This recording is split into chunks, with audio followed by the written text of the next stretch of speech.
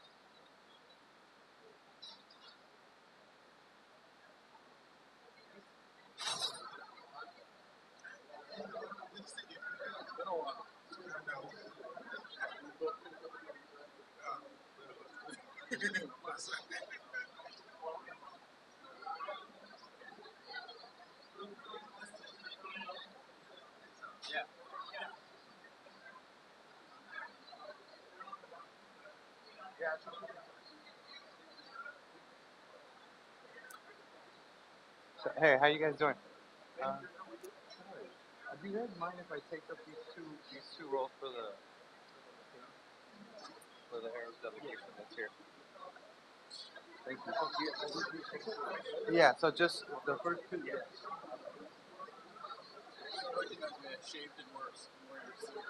Thank you.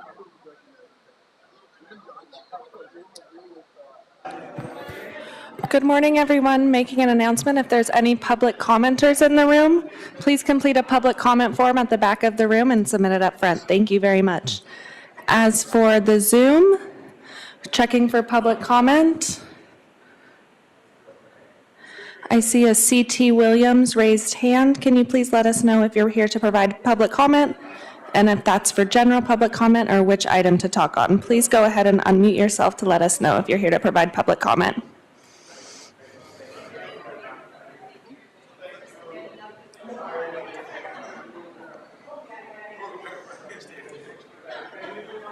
Hi, good morning.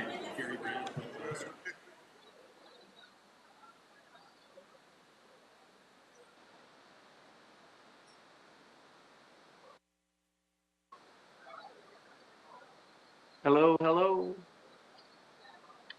Hello, hello. Hello. Hello. Hello. Hello, hello. Sure. This is good. Hello, hello. Hello, hello. Hello, hello.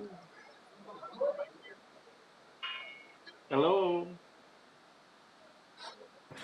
Hi there, checking again for public comment on the Zoom. CT Williams, I'm sorry, there's some noise in the room. Going to check again if you have Hello. general public comment or public comment on an item, and we'll mark you down. Hello, hello. Hello, hello. Hello, hello.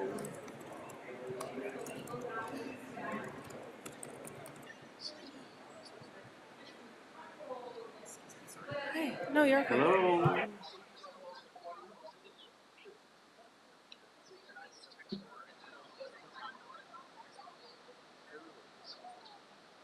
Hello, hello. Hello, hello.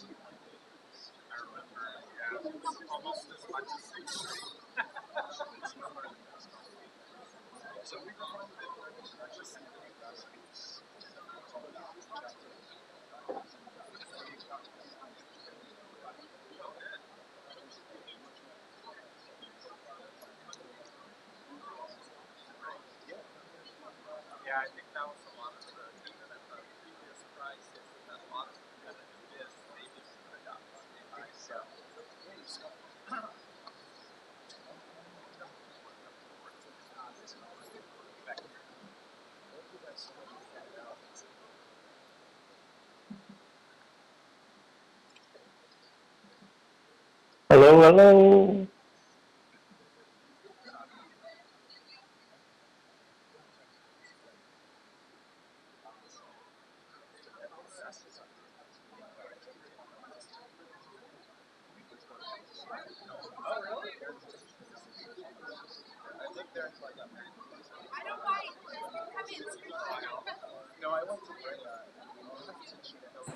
Hi, Mr. or CT Williams, checking again. Sorry, there's a lot of noise on our end.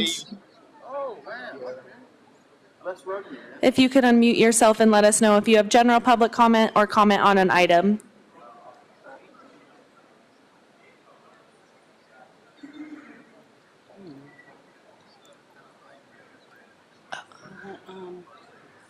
Oh. You can. Oh, there you are. I see you're unmuted. Do you have a general public comment or comment on one of our agenda items today? General. It's, our volume's really, I'm so sorry, our volume's really low. Let us check on that. I am checking in. I submitted digital copy yesterday. We get this public comment. I can't hear anything, Misha.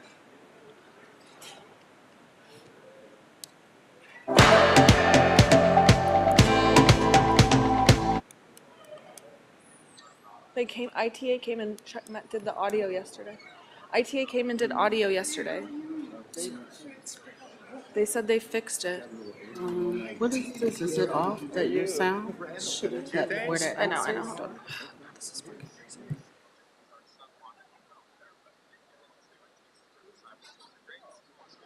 Hello, hello.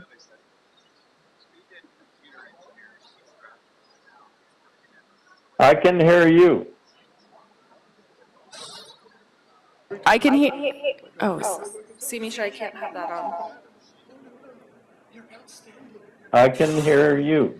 Great, we heard you for a second. We're just checking. We're having audio issues on our end, so please hold while we figure it out. Thank you, I appreciate your help. Understand. Hi, I'm Checking in. checking in for. Been there before.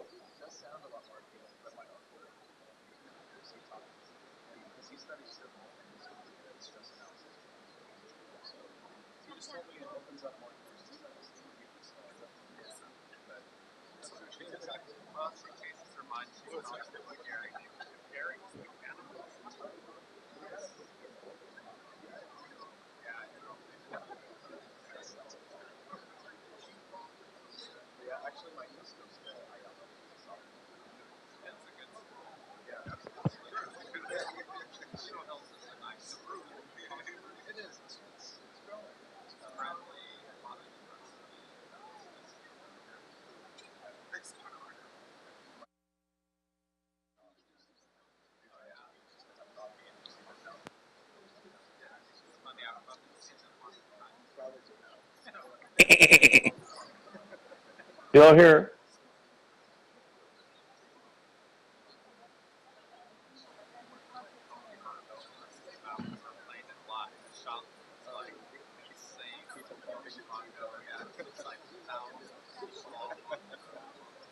Online.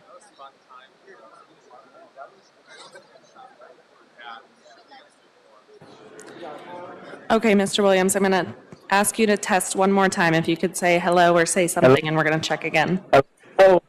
Hello, hello. Okay. Hello, hello. Hello, hello. On the Zoom call, Hello, not you, sir. Thank you. We're trying to test. Not you, fool. I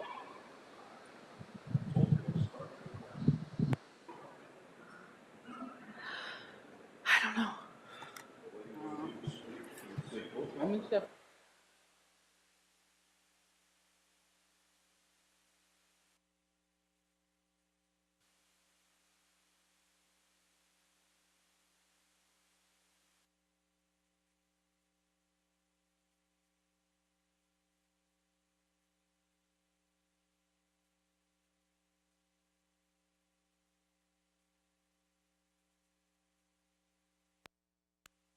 hello, hello.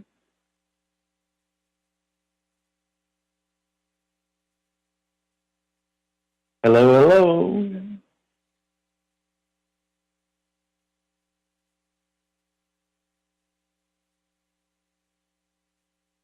Hello, hello.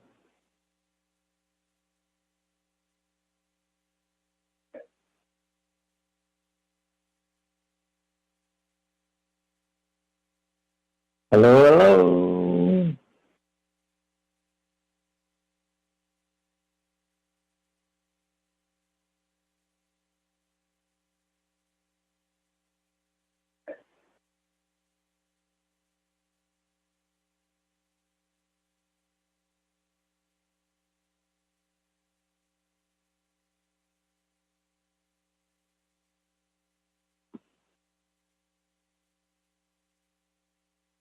Hello, hello.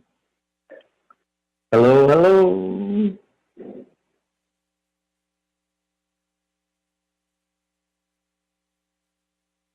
Hello, hello.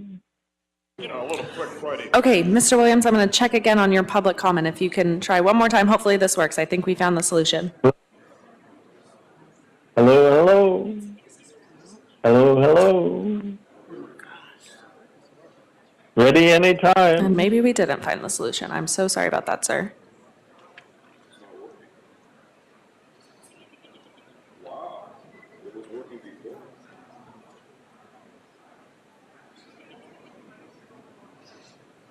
Hello, hello. I can very faintly hear him. Hello, Very hello. faintly.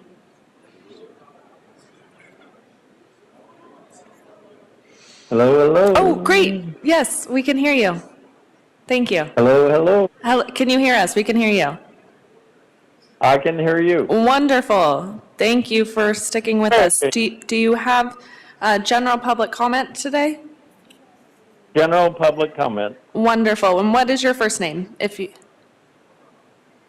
My full name is Dr. Clyde Thomas Williams. great. I will mark you down and we will call on you when we get to general public comment. Thank you so much. I'm glad that worked. Thank you. I need him away from the mic. Huh? I need him away from the mic because I gotta turn it on. And he's gonna reach out and someone's at the mic. Yeah. Should I get Garcia to text the Yes, the security security guard. He's okay. He's going. He's going. Where the hell?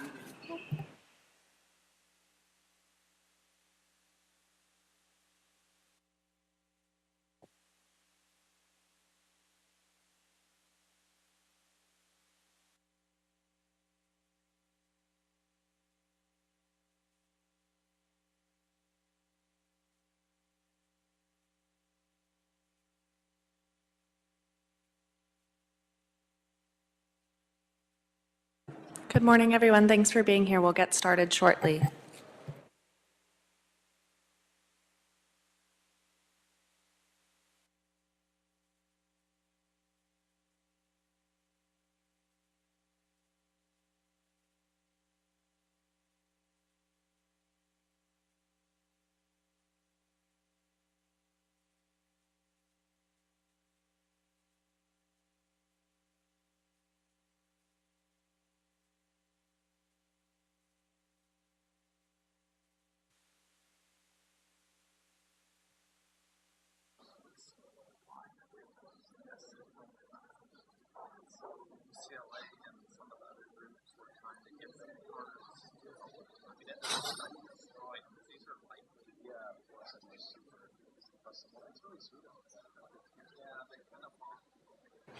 Good morning. Check, check. I think so.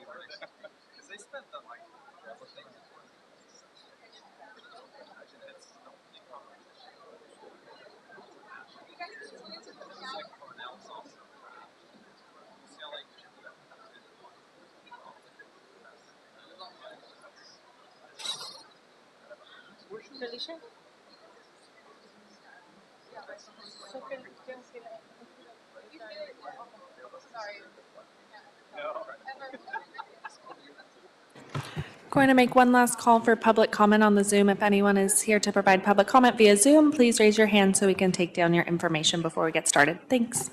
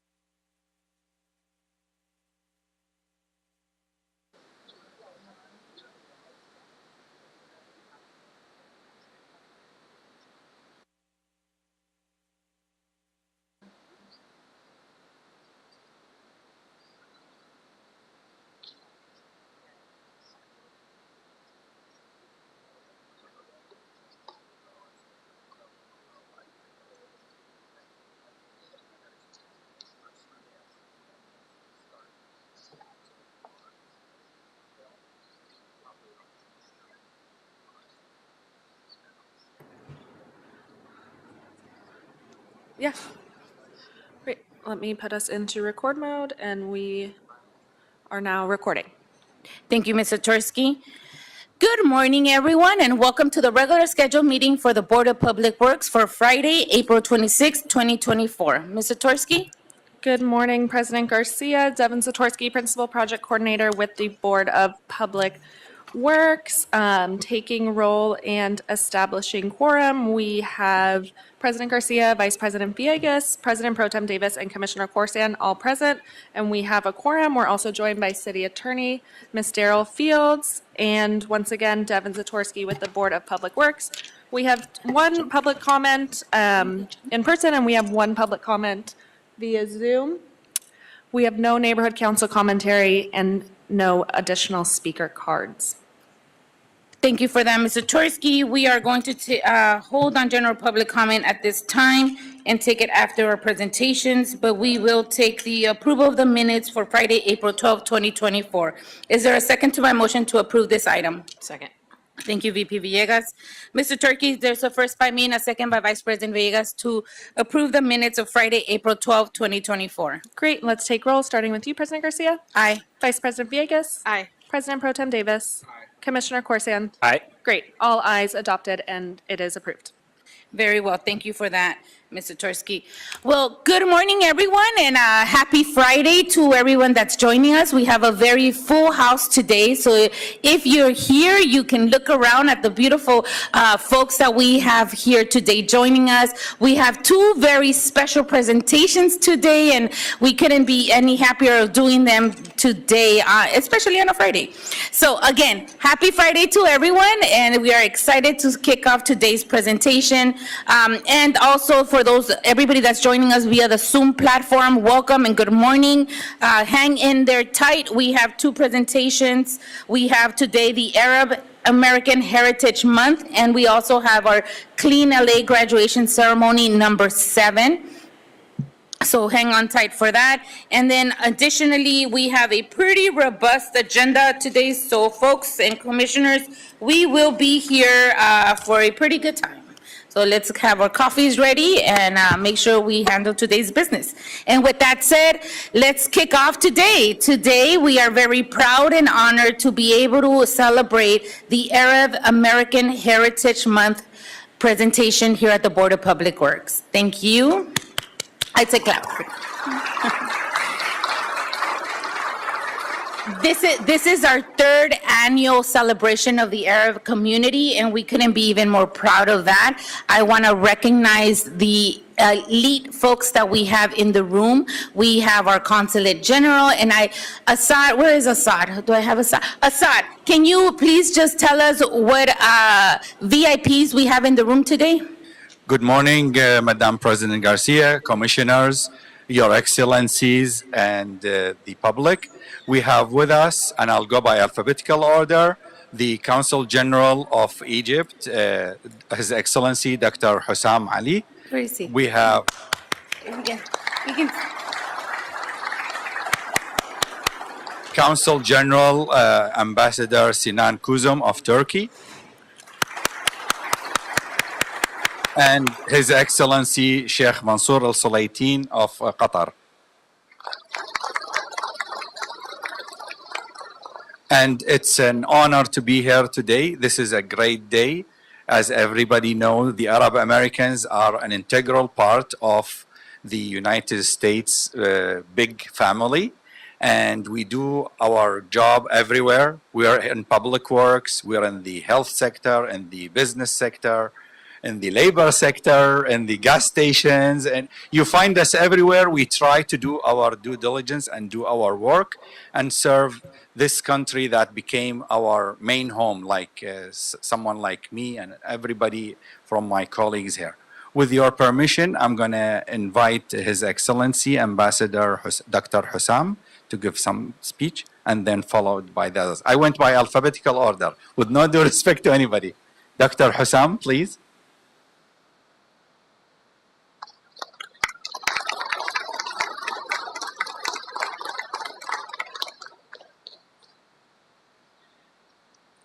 Good morning. It's a pleasure to be here this morning, and I thank you very much for the invitation.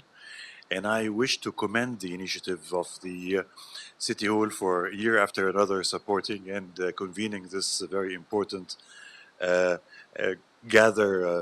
celebrating the Arab American heritage. I've been in LA for almost 6 months, and I've met many of you, and I've had firsthand experience with how effective and efficient the city is and how open they are with the consular community on tackling many of issues of our priority and potential cooperation. And I'm glad that this is also part of it. I am here together with my friend and colleague, Mr. Rafat Salib, who is the head of the Egyptians United in the United States. They represent and gather the they represent the Egyptian diaspora, over 1 million of them in 34 states in the United States. So it's a very big force. We're trying to make sure that this very constructive effort continues. Many of our diaspora play very leading roles in various sectors of life in LA, including the medical sector, in industry, in business, and elsewhere. So I want to thank Dr. Asad Nagar, and thank everyone who participated in preparation of this event. I can assure you we are more than looking forward in cooperation with you, in cooperating with you forward, and in addressing any requirements we can promote through which the cooperation with you in celebrating Arab American heritage and assisting our fellow Arab Americans move forward and make us and continue to make us proud. Thank you so much.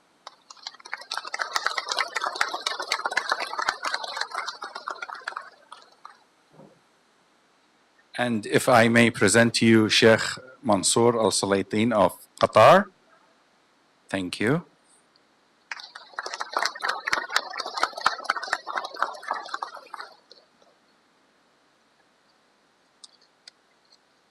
Good morning, Excellency, distinguished guests.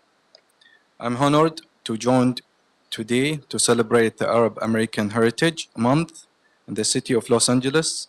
It is a great pleasure that I extend my sincere gratitude to the organizer of this event.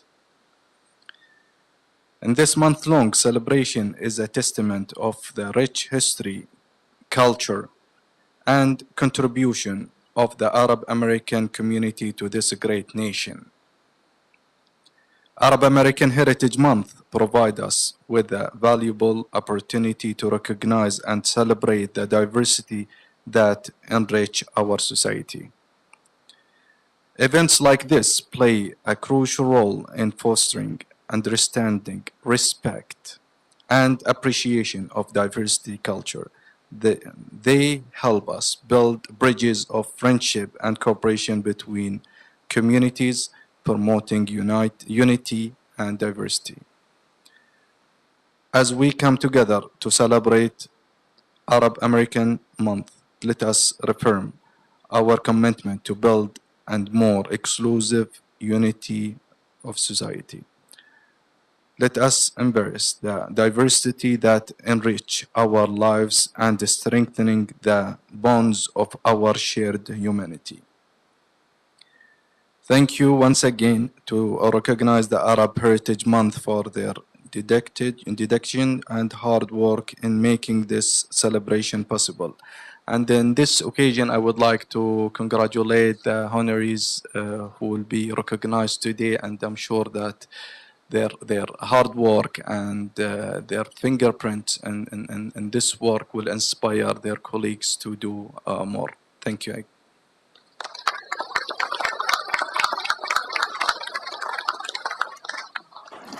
Thank you so much.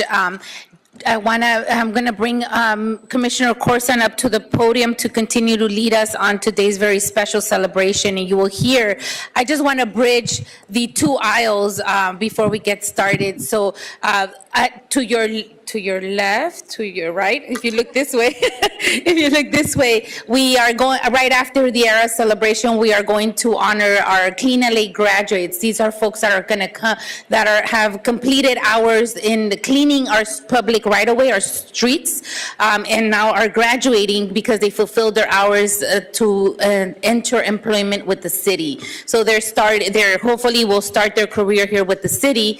And then on this side, today, we are celebrating our Arab Heritage Month and those employees under Public Works that are from Arab Nation, from the Heritage Nation of Arab, and celebrating their excellent work. And like Mr. Consulate from the Qatar just said, the footprint that they're leaving behind here in this very lovely city. And with that, I'll say that Assad and Al are already left marks within Public Works Department, within the city, that are come from your nation. And so I just want to say that we are more than happy and honored to celebrate both. So as you see the beautiful city of LA, just how diverse and complete this is. And I don't want to leave behind Arturo over there, our general manager from our very lovely Placita Olvera across the street, General Manager Arturo Chavez.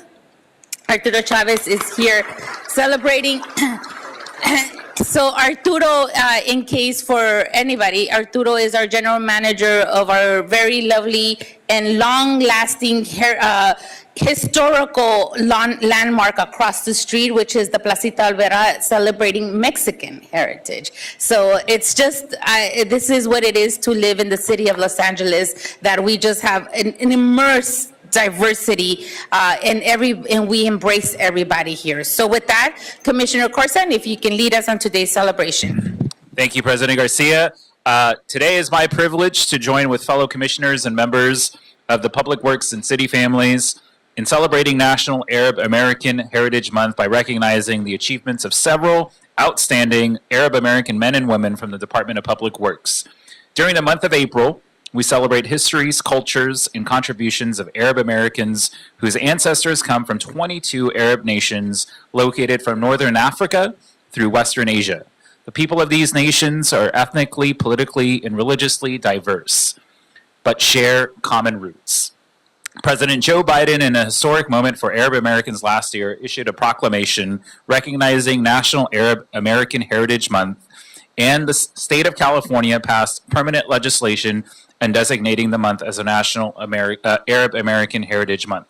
This year's theme is celebrating Arab American resilience and diversity. There are vast numbers of well-known Arab Americans who have made significant impacts in a wide range of fields and industries. Among those are Nobel Peace winner in chemistry and Caltech professor Ahmed Zawali, former U.S. Secretary of Energy and Senator George Mitchell, journalist Helen Thomas, Academy Award winning actor Ramil Hamik, and singer Paul Abdul. The United States is home to an estimated 3.7 million Arab Americans, with more than 300,000 in California, and a majority of those living in Los Angeles, San Francisco, and San Diego. As the most diverse city in the nation, Los Angeles is a place where we all celebrate our commonalities, but also our differences, and believe that diversity is an advantage that can be utilized in so many ways. Here at the Department of Public Works, we draw strength from the diversity of our workforce and take pride in our employees' commitment to equality and inclusivity. The men and women we acknowledge today are among more than 6,000 hardworking and dedicated Public Works employees who deliver vital services daily to make our neighborhoods safer, cleaner, and more livable for millions of Angelenos. Today, the board will hear stories and honor a few of the outstanding men and women for the invaluable and important contributions they have done for the Department of Public Works. I want to acknowledge Assad for spearheading this and for emailing me as early as February that Arab American Heritage Month is coming. And while we can laugh about it, I say with all seriousness that that level of commitment and appreciation for the Arab American culture and the contributions is really important. And having you as a champion of that cause is important to us as a board. So I want to thank you for for your ability to lead us in this. And I'm going to turn it over to our President Pro Tem, Mike Davis, to introduce our first honoree. Thank you so very much, and I want to commend Commissioner Kassan for being the leadership in the Board of Public Works to help coordinate this Arab American Heritage Month celebration. Los Angeles uniquely celebrates all of the various multicultural communities that make up Los Angeles and that make us the most diverse city in the United States of America. So it is with pride that we join our customs and enhance our values today by recognizing the Arab American community. To that end, it is my pleasure to present our first honoree, Sam Hassan, a construction inspector from the Bureau of Contract Administration. Samir Hassan is a construction inspector with what we call BCA, the Bureau of Contract Administration. He is Brazilian Palestinian, and his family comes from Ramallah and Jerusalem. He joined the Bureau in 2018 and completed the Assistant Inspector Program in 2021. He has worked citywide performing all types of inspections from private development to capital improvement projects. He currently is assigned to the $31 million Berth 177-182 Marine Improvement Project at the Port of Los Angeles. Samir approaches his work with enthusiasm and insight typically possessed by senior inspectors. Samir is among the best and brightest for the next generation of public works leaders. While working a full-time job, he's also continued to learn and grow through education, as he has earned a master's degree in public administration from California State University, Fulton, and is working to obtain special inspector certifications to further expand his knowledge of construction quality assurance. The Bureau of Contract Administration is delighted and proud to have Samir be recognized. He exemplifies leadership, humility, and love for his work. He is among the best, and as we said earlier, the brightest for the next generation of BCA's inspectors. Congratulations, Samir.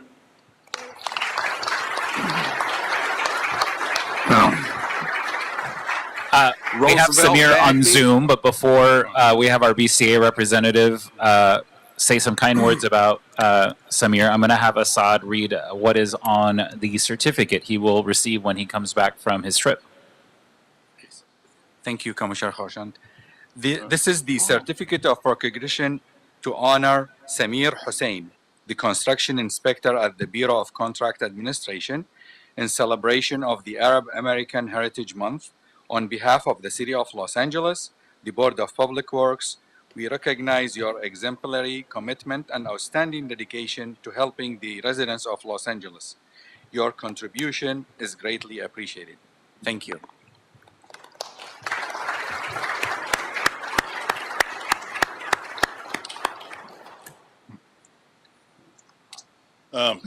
Samir is in Canada right now. He added to his family. He's got a beautiful baby boy that he had on April 20th. I think we were all excited about it.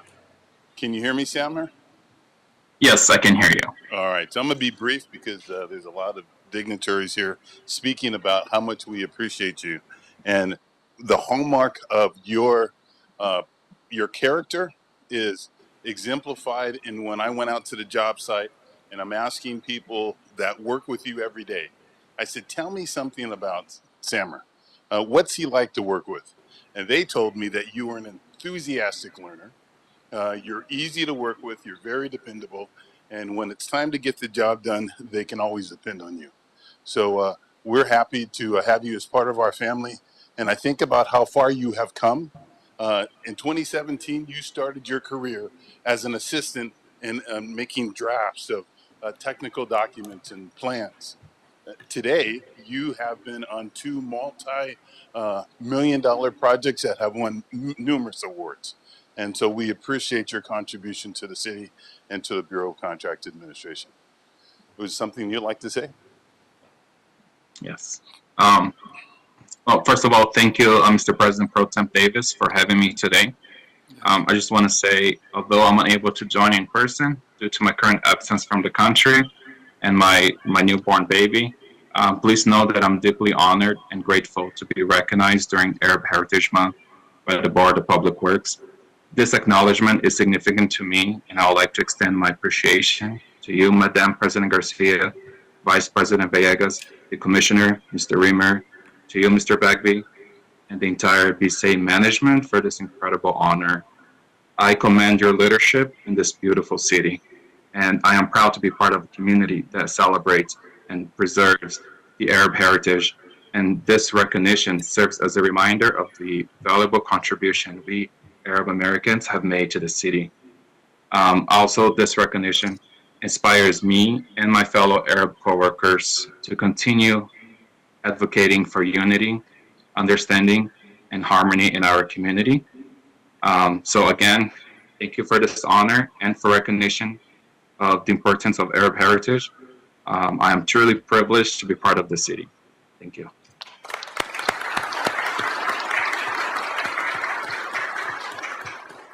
And up next, we'll have Vice President Villegas introduce our Bureau of Engineering honoree. Thank you. Yeah, thank you. Congratulations to our honoree from Bureau of Contract Administration.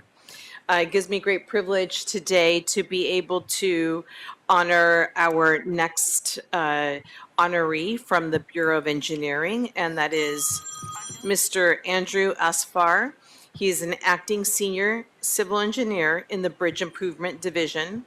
He has worked with engineering since he started with the city in 2014. His position was as a Structural Engineer Associate 1, performing structural design, construction, engineering, support for wastewater, and underground facilities projects. In 2016, Andrew rotated to the Bridge Improvement Division, where he gained an amazing amount of experience in all phases and all facets of the project delivery and has been there ever since. Andrew was one of the lead construction managers for the Riverside Drive over LA River project, which incorporated the first modern two-lane roundabout in the city of Los Angeles, which opened in 2017. I ride that pretty frequently. I'm on that road pretty frequently. Another high-profile project he had worked on as a project construction manager was the First Street Viaduct over Glendale Boulevard project and the Red Car Pedestrian Bridge project, which were both completed on budget and on schedule in 2021. That is music to our ears when we hear that. He is currently project manager for the Glendale Hyperion Bridge project, which is slated to begin construction this summer. Andrew was born and raised in Southern California. He is the son of the late father Victor Asfar, born in Jerusalem, Palestine, and his mother Afaf Asfar, born in Ahmad, Jordan. He has 3 older siblings who were born in Jordan, and Andrew is married with a 2-year-old son. He is the son of Palestinian immigrants, and the first-generation American is something Andrew cherishes and takes pride in, and he has dedicated this award to his father, who passed away last month, and was also a civil engineer, and who fostered Andrew's passion for engineering. A huge congratulations on this beautiful recognition. Thank you.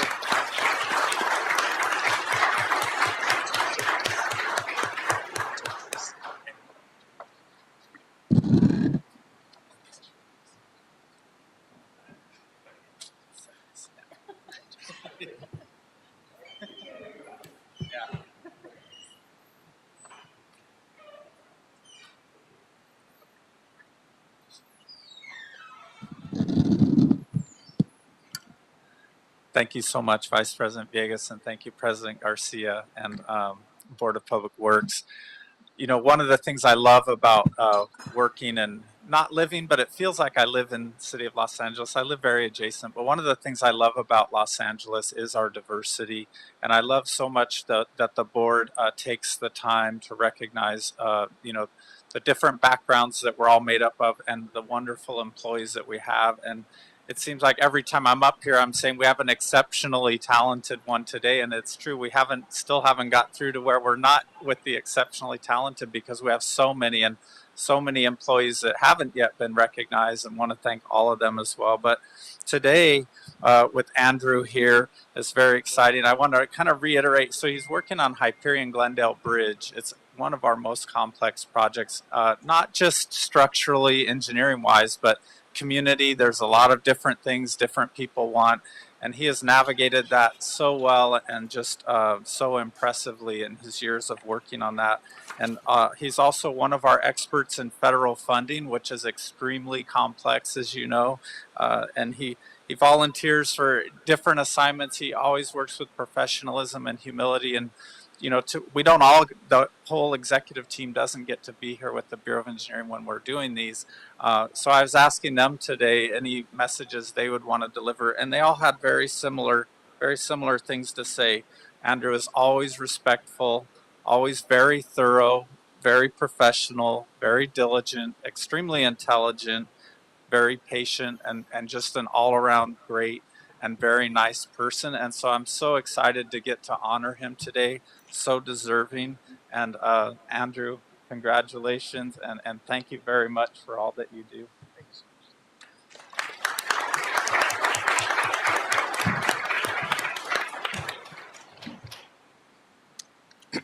Good morning, President Garcia and commissioners. It's a tremendous honor and privilege to receive this recognition from the Board of Public Works for Arab American Heritage Month. As an Arab American and proud Palestinian, I consider myself incredibly fortunate and blessed to work for the Bureau of Engineering and to be part of an organization which promotes diversity and inclusivity. In my time with the Bureau of Engineering, nearly 10 years now, I have had the opportunity to gain so much experience in the field of civil engineering and have been able to truly hone my craft. The rotation program and my tenure with the Bridge Improvement Division has given me the opportunity to work on so many exciting projects. It's truly gratifying to see the extent of our efforts in the Bureau of Engineering and the impact that our projects have on the community and constituents alike. I've had so many mentors who have helped guide me on this journey in the Bureau of Engineering. I'd like to take a moment to thank a few of them individually. My division manager, Scott Gibson, for his unwavering support and guidance, to Noor Malhis for his support and for nominating me for this recognition, to Shirley Lau for her amazing mentorship over the years, and of course, the late Nasser El-Sahib for pushing me to strive for greatness. These are just a few of an amazing collective of colleagues and friends who I'm so fortunate to have around me in the Bridge program and the Bureau of Engineering. I'd like to thank our city engineer, Ted Allen, our entire BOE executive team, and the Board of Public Works for this recognition once again and for all the support. In closing, as Commissioner Villegas mentioned, I do dedicate this recognition to my late father, Victor Asfour, who was a civil engineer and who fostered my passion for civil engineering. Thank you so much.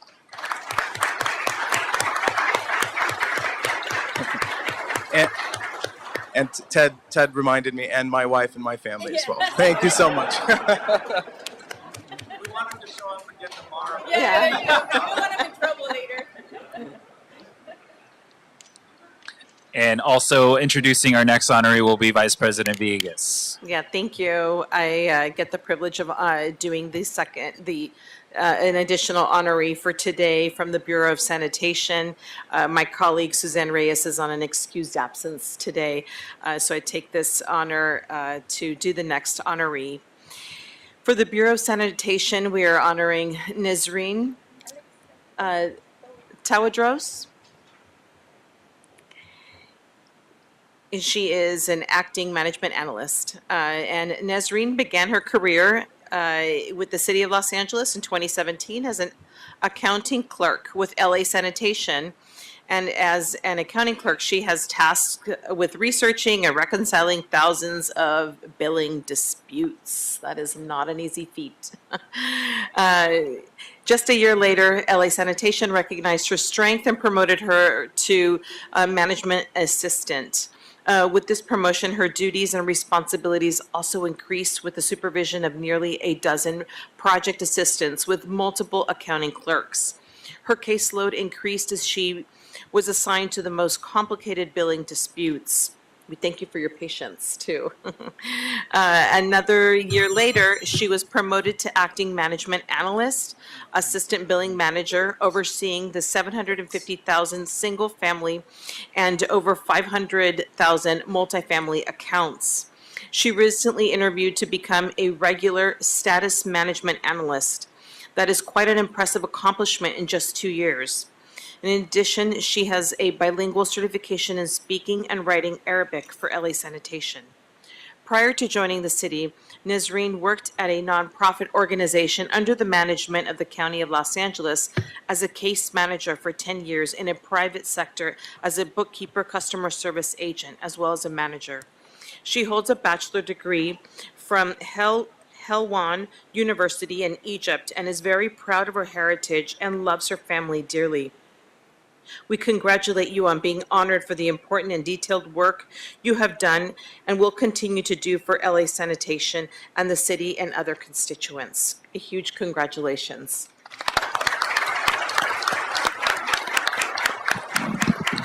Ted, I've committed to this, so we're just going to have to do it this way now.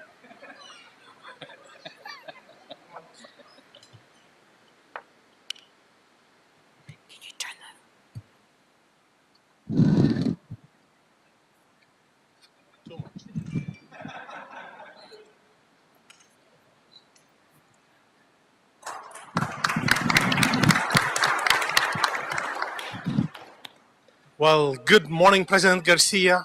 Good morning, Commissioner Villegas, Vice President Davis, and special thanks to our MC today, Commissioner Vahid Khorsand. I'm Alex Halou. I'm the Assistant General Manager for LA Sanitation and Environment. When this started under the leadership of this board, I never imagined my life would be this granular. We have excellencies and ambassadors. So it's really great for me today to tell you a little bit about Nasreen that you haven't heard about. In the customer care division, we receive over 1.2, 1.3 million calls every single year. Most of the calls, 99%, is about complaints. Somebody missed their trash, somebody wouldn't pick up the bulky item. And it takes really a special individual with love, with caring for our residents to be able to answer the calls, to be able to address their concerns. And when it comes to billing, we're talking about money. That's even more complicated. So when we were asking Brian Kowitz, the amazing Brian, who's the division manager for the customer care, how about nominating? He did not hesitate to nominate you, Nasreen. She is an exemplary employee. She goes beyond the call it duties. She is so dedicated to her job. She also provides leadership for other employees to tell them how to do things. When you ask anybody in the customer care division, they have nothing but a praise for her work, for her dedication to this assignment. And she does it with smile, with compassion, and love. And she always reach out to the customers, address their needs. She was born in Egypt, so that's something that, the Egyptians should probably give her another certificate for her amazing work. Halwan, yeah. So hopefully give you another one because you really are a great ambassador, not only for the Arab American Committee, the Egyptian, and also as an American. I'm really so proud of you. And I have some bad news though. Unfortunately, because of the hiring freeze, we were not able to retain her in sanitation. So she was promoted into LAX, but we're happy for her. It's a great promotion for her and for her family. I want to just mention quickly her husband Ayman, her son Anthony, and her son Kevin, who they're also joining us today. So I want to thank you for being here. You have an amazing mom. We really miss her. Several of the staff in sanitation, and I have to say this, they cried when they saw her leave. I really hope she comes back, and hopefully if Matt Zabel is listening, our CEO, we can get the unfreeze so we can get you back. We really need you back. And we love you, and congratulations. Where is she now? Where is she? Oh,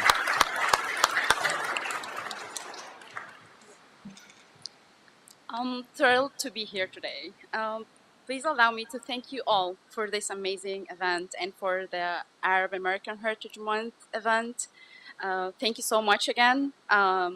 it's a great opportunity for me, and I want to express my thanks to all my superiors in sanitation. I want to especially thank Alex, Brian, Cecile, Danielle, and Melissa, especially. They're all set a role model for a real leader, how to be, how to support the team, how to help them to thrive and to success.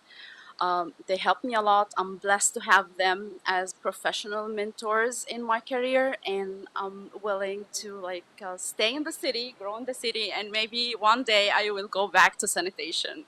Thank you so much.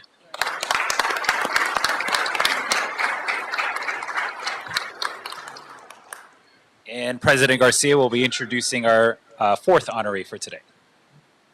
Wow, well, so far it gets like more impressive and more impressive as we keep going. So congratulations thus far to all folks, and I hope you come back to us. Sanity, where is she? I hope you come back to us soon. So Alex, I think you pulled a really good one right now. So hopefully folks are listening. So it brings me a great honor and privilege to be able to present our next honoree. Our next honoree comes from the Bureau of Street Services. John Masood. He is a landscape architect associate. John, come up. All right. And how are you coming on his behalf? And Al Bazi from the Bureau of Street Services here as well. It is my pleasure to recognize John Masood, landscape architect associate in the Engineering Service Division of Streets LA. John started with the city in October of 2018, bringing over 25 years of experience from a successful consulting career in architecture, landscape architecture, planning, and construction administration. With the Streets LA Engineering Service Division team, John is currently part of the team which supports the Los Angeles County Metropolitan Transportation Authority, or Metro, accelerated capital projects. He provides landscape architectural review for compliance with city landscape guidelines and policies. Through review and approval of the street tree activities, landscape improvements within the public right-of-way in coordination with Metro and other city agencies. By the way, that's not easy, and there's a lot of work happening right now. Notable projects he has worked on are the East San Fernando Transit Corridor, West Side Purple Line Extension, East Side Access Crenshaw to LAX Transit Corridor, Regional Connector, Orange Line, and the Expo 2 bike path. John is a steadfast advocate for meticulous planning and design. Thank you. Outside of work, John finds fulfillment in family life, sharing over 23 years of marriage with his wife, Riham. As proud parents, they celebrate their son, Jacob's, impending graduation from UCLA with a major in psychology, biology, while supporting their daughter Marina, as she begins her studies at El Camino College while awaiting acceptance to the UC system. We are greatly appreciative of all the work you have done for Streets LA in the city and congratulate you on this very special recognition. Congratulations.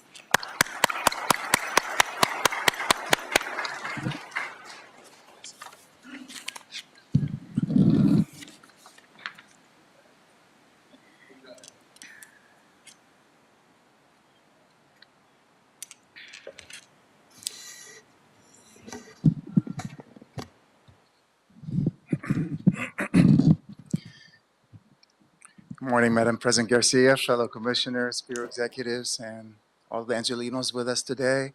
I am Al Bazi, and it's my pleasure today to be representing Bureau of Street Services to introduce one of our own, Mr. John Masood, to be recognized during the Arab American Month.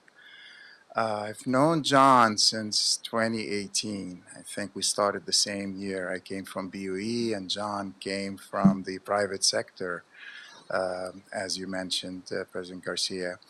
And John, he hit the ground running from day one. He brought with him a wealth of experience, a wealth of knowledge, and that was so apparent for us right away. He's one of the hardest working individuals I've ever met in my life.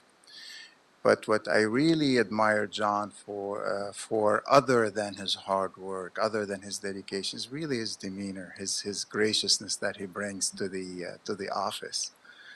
I think, John, during the 6 years that I've known you, I think I heard you complain once. He came in my office one day and he asked me for more work at a higher level. This is the type of person that John is. He takes his projects very, very personal. He takes want to take ownership of them, and that's what you see with John every single day. John promoted recently to a landscape architectural associate 4.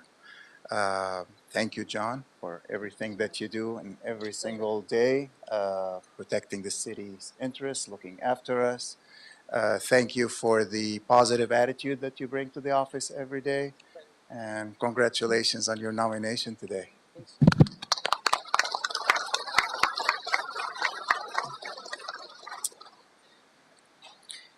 Thank you so much for being here at the board today, and I really appreciate the time and everything and the effort from you guys. I would like to take the opportunity to express my sincere thanks to you all, giving me the opportunity for this incredible nomination. I am deeply grateful and honored by your nomination. Your belief to me, your belief in me means a lot. Means the word to me. Today is one of my special day actually to be here, and I really appreciate that. I'm very humbled for your confidence and for this great nomination. I would like to express by the way, I have learned a lot about Streets LA from the private sector coming to the public sector, and how the Streets LA running this business and integrity for this engineering and landscape architecture. And I really expressed that I learned a lot from my coworkers. I learned a lot from Al, from everybody in the bureau. Also, I would like to express my special thanks to my supervisors, Al, Iwana, and Charles. They're here today, Charles and Al, and I really appreciate their help, their effort, their guidance in everything. And it's a pleasure to work with Old Streets LA team. I promise you guys that I will maintain this performance throughout my career in Streets LA and will never let you down. And I will carry the responsibility of this role with dedication and integrity, striving to make a positive impact on our Bureau and beyond. Thank you once again for this incredible opportunity, and looking forward to working with you all in the coming years.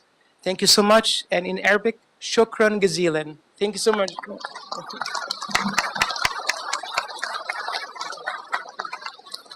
President Garcia, also I would like to take a minute to recognize a very great lady who's been with Public Works for 18 years.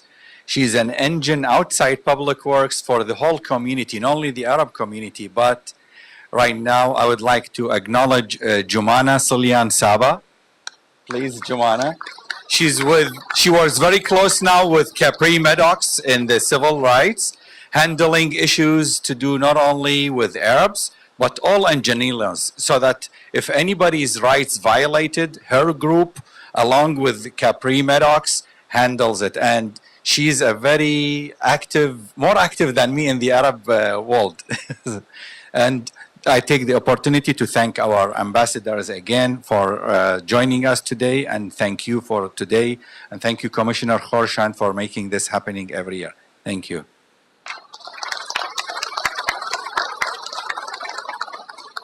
Thank you, Assad. I don't make it happen. You make it happen. I just get to stand here at a podium and speak. Congratulations to all of our honorees this year. Mayor Bass likes to highlight Los Angeles as the only global city in the world. And today we highlight how much of a global city we are when we have our consulate generals here visiting us on this occasion. So thank you for making the time, bringing treats for our honorees in our board office. Really appreciate your participation in this event, and Assad for helping bring people together to highlight the contributions of our Arab American employees. Along with my fellow commissioners and all of Public Works, we're proud to support and acknowledge the honorees and all of the Arab Americans throughout the department and throughout the city family and that do an exemplary work. Each of you has a unique role and skill and play an important role in the city. We've said a lot today, we've shared a lot, we have a lot more presentations to go, so I'm going to cut it short and just give a quick background about myself. I am Iranian, and my family immigrated here after the revolution. And I shared this 2 years ago of how meaningful this is for me because when I came, it was at the height of the Iran-Iraq War. Then it was the Persian Gulf War. And a lot of times people don't differentiate between where you're from. It's just what you look like and what your name is. And growing up in Porter Ranch, where Assad is from and lives, a lot of my closest friends were like me, immigrants from Arab countries. And to be able to be together, be friends together, and build bonds together, maybe not through the best of times, but it realized what a global city is and what highlighting each other does at moments like this, what we bring to the table together and what we build together. And that's what Public Works is about. And that's what each of our honorees has been a part of. So thank you for being a part of this and putting yourself forward and allowing yourselves to be highlighted and be seen by your family, your friends, your colleagues of what opportunities exist for all of us within the city of Los Angeles.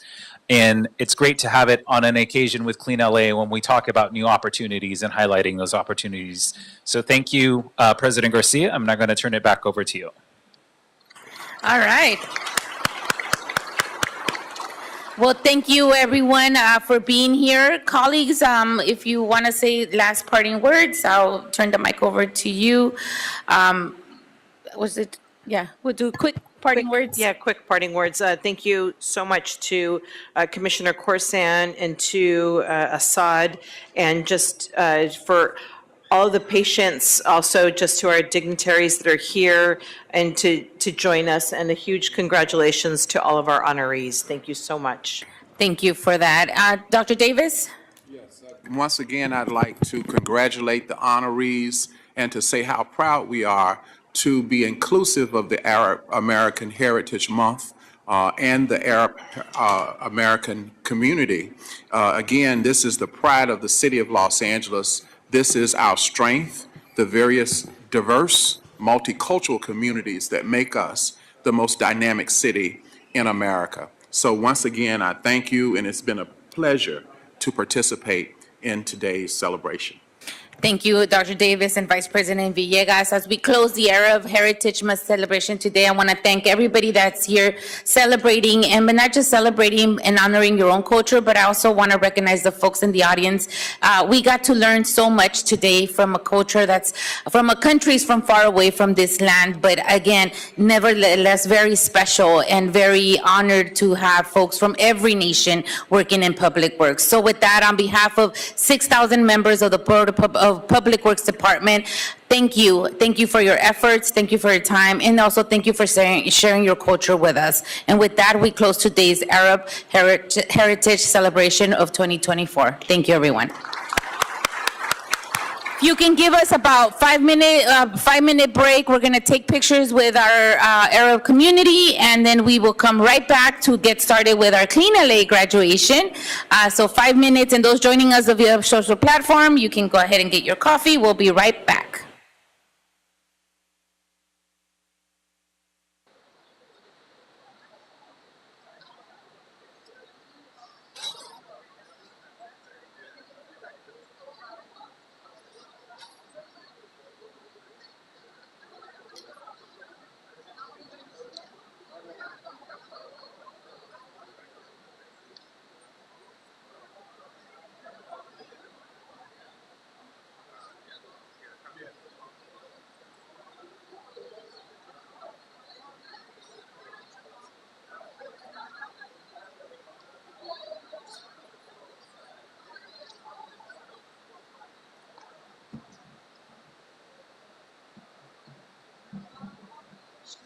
Yes. When they're going to hold general public comment? After the next ceremony.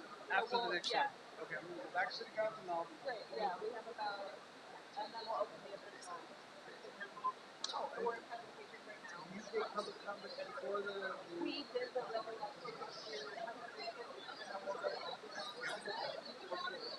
I have your. Can't be over there. Is, Paul? Okay, I'll be back. Somewhere, it's around, yeah.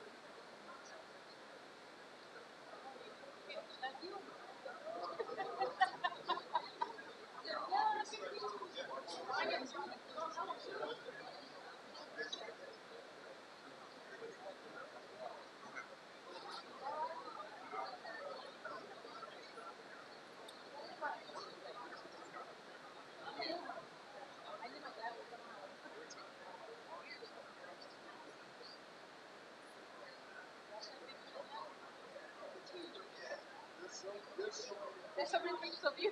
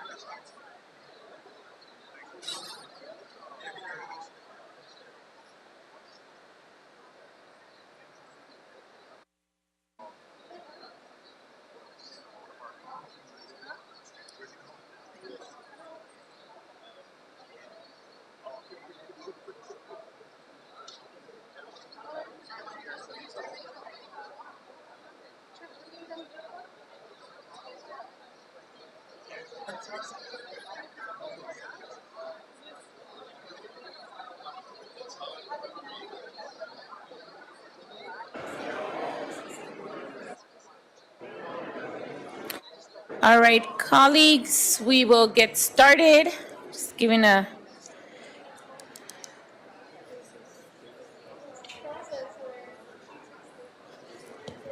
All right, Mr. Tursky, are we good to go? All right. We are good to go. Okay. Good morning, everyone, once again, and welcome back to our meeting for Friday, April 26, 2024. We just finished our morning Arab Heritage Celebration, which was very honorable and very beautiful. And again, it is always such a pleasure to learn from one another. Today, I'm going to pivot us to our Clean LA graduation ceremony, number 7. Yay! This, as always, is a very special time for us when we get to certify and graduate folks that have contributing to the beautification of our city. So good morning, everyone, and thank you for joining us today. It is a very special occasion as we are here to celebrate the graduating class of the Clean LA Jobs Program.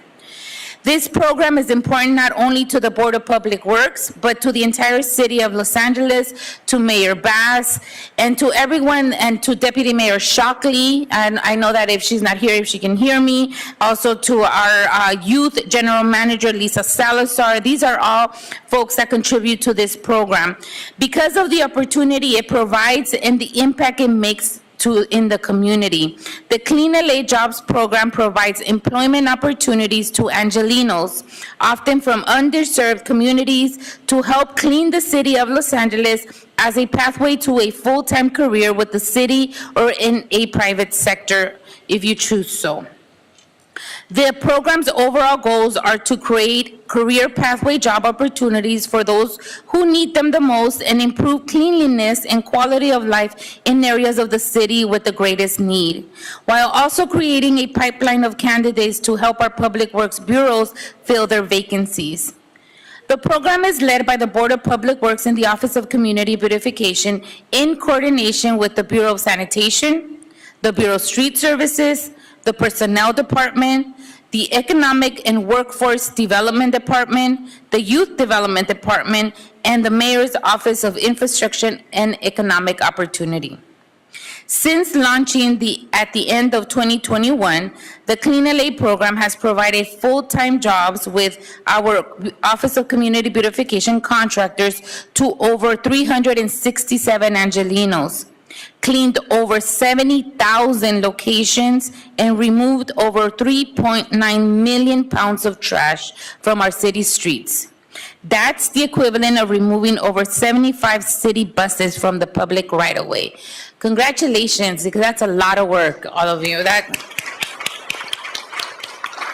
Can I repeat that one? Can I repeat that our Clean LA program has cleaned over 70,000 locations? That's a lot. That's a lot. So thank you to all. This includes 75 active full-time employees. Currently, we have 75 active employees enrolled in the program, providing much-needed cleaning services citywide. So far, the Clean LA program has graduated 67 participants. Of this total, 22 graduates are now city employees. Yay! And were hired by either the Bureau of Sanitation or the Bureau of Street Services. By completing the Clean LA program, graduates with driver's license qualified to apply to an entry-level position with the Bureau of Sanitation or the Bureau of Street Services, and we strongly encourage all of our graduates today to obtain their driver's license and take advantage of this opportunity to apply to a city job. We're very proud of the accomplishments of the program and the effort and hard work our program participants have made, which is why we're here today to recognize and to celebrate the current graduating class of the Clean LA Jobs program. To our amazing Clean LA graduates, thank you for your dedicated service to the city of Los Angeles throughout this past year, and congratulations. And as the president of the Board of Public Works, on behalf again of our 6,000 members of the Board of Public Works, thank you for helping us keep our public right-of-way clean, and congratulations to all the folks that are graduating today.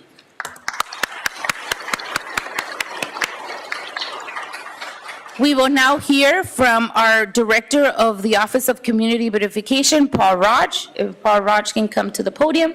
Good morning, sir. Good morning. Thank you, President Garcia. As mentioned, this is our 7th graduating class under the Clean LA program and includes 10 participants who have successfully completed 1 year of full-time work experience performing public right-of-way cleanups with OCB contractors and several other program requirements. The city partners with our contractors, all nonprofit community-based organizations, to provide participants with full-time paid position for 1 year as part of the Clean LA program. This graduating class includes representation from all 4 Clean LA contractors: Northeast Graffiti Busters, New Directions for Youth, Koreatown Youth and Community Center, and the Coalition for Responsible Community Development. I'd like to take a moment to thank each one of our contractors for your partnership in bringing this impactful program to life. Your work every day with our participants gives them the tools that they need to be successful, and we as a city are extremely grateful for all this hard work. We're proud of the work that our crews provide on a weekly and daily basis. They work in areas with the greatest need and provide regular, proactive maintenance and cleanup work along major city corridors. During their workdays, teams clean up loose litter, pick up large bulky items from the public right-of-way, remove overgrown weeds, and tackle illegal dumping hotspots. This is tough, challenging work, sometimes in the hot sun, sometimes in the pouring rain, but these crews improve the quality of life for residents by keeping our streets clean. The participants with us here today have successfully completed the Clean LA program requirements and are hereby recommended for graduation. These requirements include working 1 calendar year and completing a total of 1,920 work hours, completing the City 101 training with the Personnel Department, and receiving a passing employee evaluation provided by their OCB employer, contractor employer. We're now going to begin the roll call to present the graduates with their certificates of recognition. And graduates, we will have you make your way up to the podium when your name is called. We will begin with Northeast Graffiti Busters and New Directions for Youth, followed by Koreatown Youth and Community Center, and last but not least, Coalition for Responsible Community Development. And before we begin the roll call, let me just read the certificate of completion. For successfully completing 1 year of on-the-job training and meeting the requirements, including City 101 and or job readiness training of the City of Los Angeles Department of Public Works Clean LA program, and is qualified to provide general loose litter and weed abatement, cleaning, and maintenance services in the public right-of-way, signed by each of the Public Works Commissioners.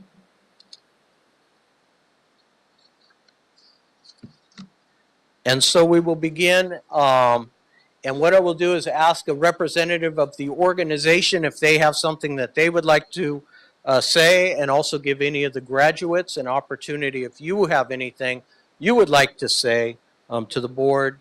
And we also have President Garcia coming here to help distribute our certificates. So first one will be for Northeast Graffiti Busters. We have Ever Vergara.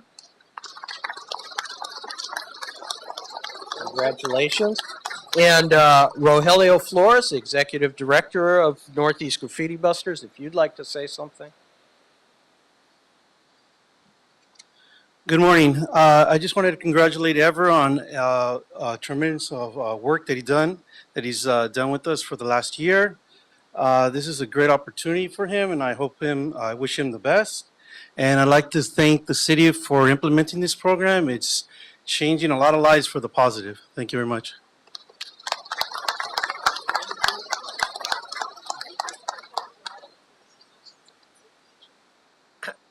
Hello, my name is Ever Vergara, and I just want to thank you all for the opportunity.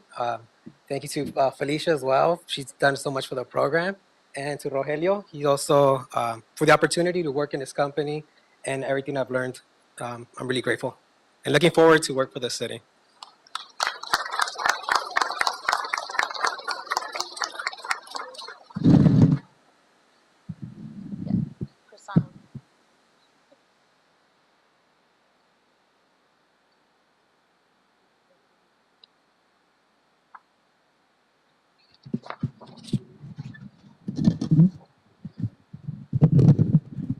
And next, with New Directions for Youth, we have Angel Avila Jr. Angel. Congratulations. And we have Joseph Choi. I want to say something on behalf of India. Good morning. Thank you for hosting this ceremony once again. This is a great opportunity for the youth in our community. Also, Angel while he was in our program, he is now a proud father. So I think this gives him an opportunity to provide for his new family. And I think that's sort of what we're trying to do here. I'd like to thank Felicia and OCB for making all this possible and help giving us the support that we need. Thank you.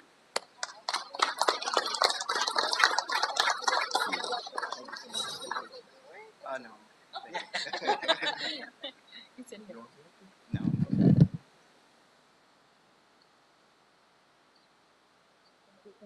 Thank you so much.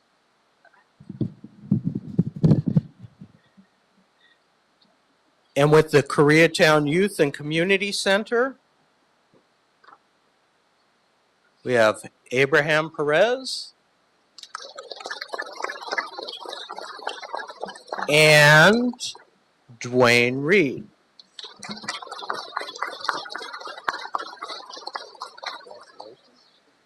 And with KYCC, we have Alberto. If you'd like to. Good morning, everyone. Good morning, President Garcia and board members, Vice President. Thank you guys for having us. We appreciate this opportunity for us. Sorry, I forgot to introduce myself. My name is Alberto Soria. I'm the beautification coordinator for KYCC. And I've been here since the inception of the program, and it's honestly, I get to witness the steps that all these individuals have come through, going through the process of going out to the field every day to now hopefully getting a city opportunity to join the employment. So I want to thank Felicia and Judith and everyone that's here for the opportunity and for providing us this unbelievable task of teaching these soft skills, teaching individuals to be a part of a civil service position, and hopefully they get to grow with the city and continue on to their employment. So thank you guys. Appreciate it.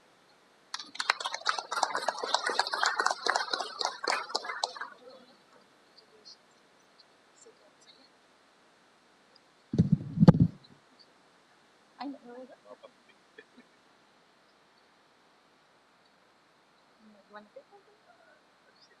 Okay.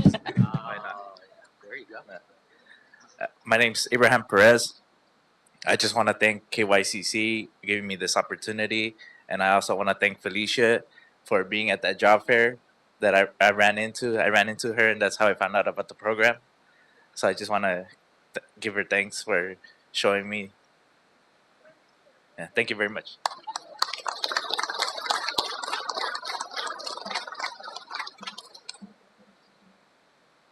And with the Coalition for Responsible Community Development, we have Paul Gonzalez.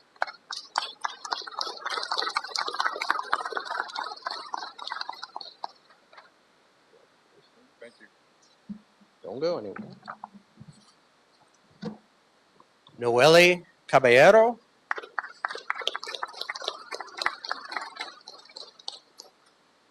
Congratulations.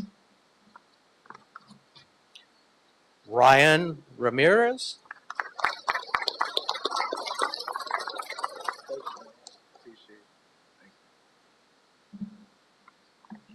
You want it? We'll get them all after. I love this name. Desmond Birdsong.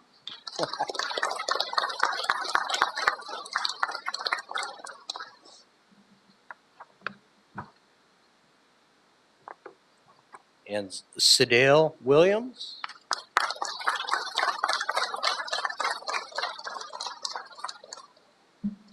And I believe we have some representatives from CRCD to say. Thank you, sir. Thank you very much, Paul. Appreciate it. Honorable President, appreciate it. Public Works, really appreciate it. Always great work and partnership. I think Desmond, Seidel, Noelle, Paul, you've done great work. I think hills and valleys, right? The hill has basically been climbed over the last year, but doesn't mean you're going to be downhill just cruising, because now it's going to mean you're going to step up. I just want to thank everybody for funding this great program. I think it's a great way to channel great talent into the city of Los Angeles. So with that, I really want to thank the folks that have made this happen. Secondly, I'd like to thank Nora Cabrera, who is their manager. She was this morning making sure they all had cleaned vests. I was waiting for her to say, come here, you have a little smudge right there on your cheek. So we really appreciate it. She was very good about this journey for the past year. So I wanted to thank her. And also Daniel Negrete, who's in the back, didn't want to speak. Actually, he was set to do it, but said he would turn redder than his shirt. So they kind of last minute prompted me to come up here, but wanted to thank you all. Thank you very much. Appreciate it.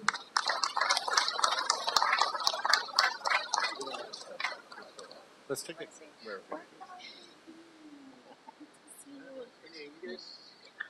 Anybody want to say a few words? You guys speak? No? Somebody? I'll speak. There you go, Paul. Let's go. My name is Paul Gonzalez. I'd like to thank you all for the certificate, and thanks to CRCD for giving me this chance to really learn some things, and give me a chance to find myself and the work, and I'm looking forward to the city. Thank you. Anybody else? Hey, okay, how y'all doing? My name is Ryan Ramirez, and pretty much, I'd like to thank y'all for being here and all that. It was some other people I met today, so thank y'all. Thank Nora, Hugo, Danny, and all that. It's a good program, good business, so yeah, thank y'all.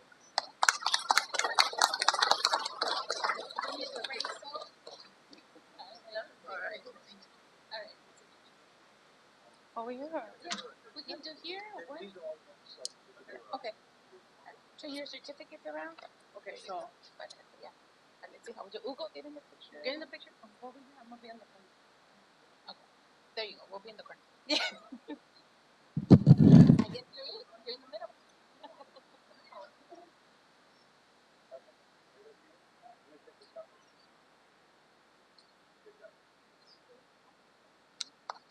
Congratulations.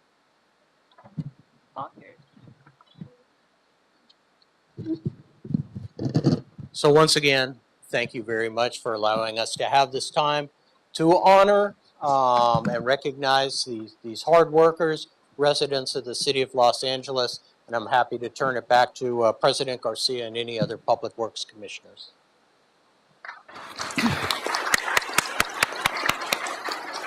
Thank you for that, Paul Roch and the folks. It's always an honor to have you here in our chambers as you finished.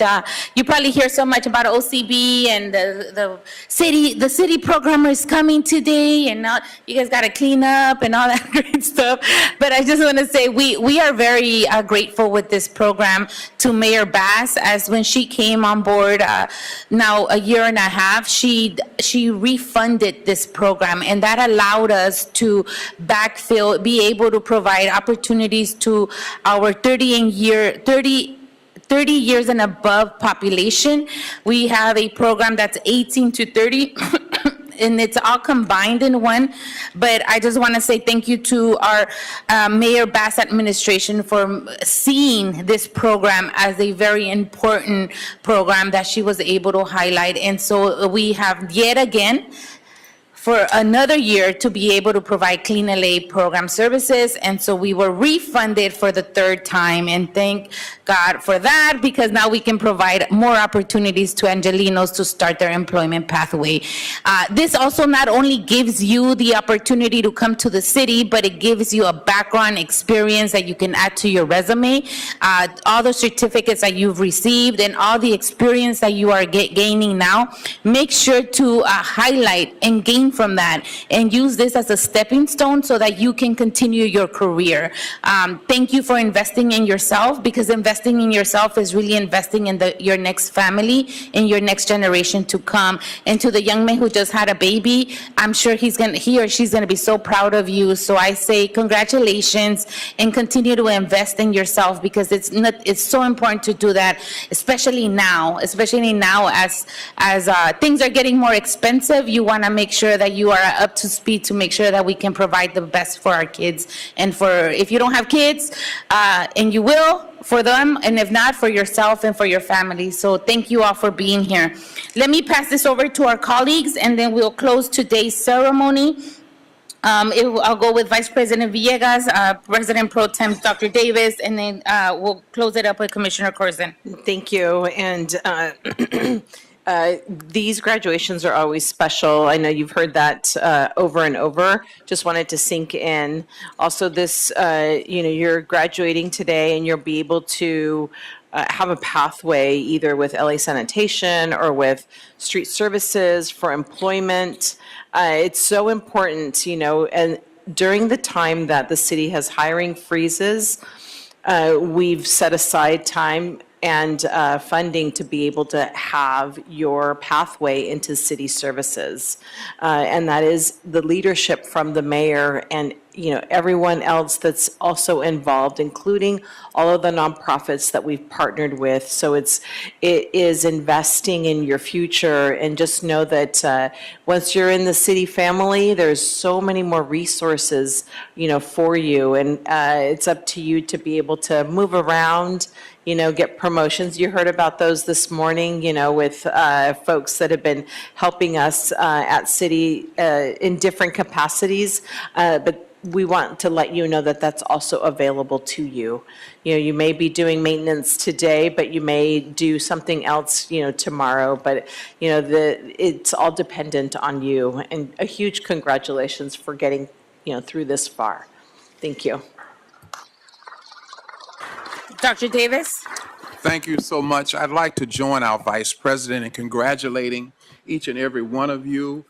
This graduation is really a milestone in your lives. As Vice President Villegas has stated, this is an opportunity not only to have an accomplishment of finishing the program that we designed for you, to understand that you can enter the services that the city has to offer in the many different jobs, but that you really have entered a career. And there's a difference between a job and a career. This is an organization where you can work here for a lifetime, and the benefits are really many. But even more important than the benefits you will physically get, meeting the people that you meet here will be lifelong friends.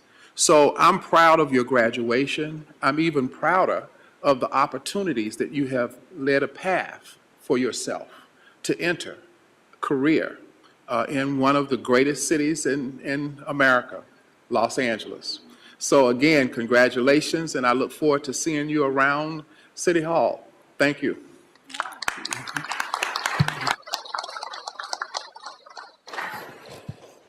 I too want to express my congratulations and a big thank you to our CBO partners and the board office for creating this program and steering this program and bringing another round of graduates of this program.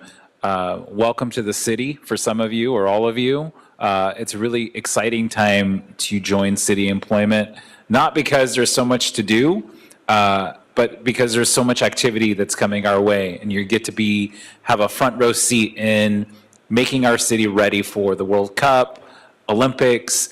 There's a lot coming our way, and you're going to have a front row seat to that. But also, I want to express my gratitude to you for taking this opportunity, and not just for yourselves and your family, but being role models to your greater circle of friends, your neighbors, who don't know quite yet what they want to do with life or where they want to go. But now they're going to see you with those vests. They're going to see you talking about work, and they're going to be inspired and follow your lead, hopefully, in joining city employment, and maybe some of them taking this opportunity through the Clean LA program. So thank you again, and congratulations. Thank you, President Garcia. Commissioner Corson.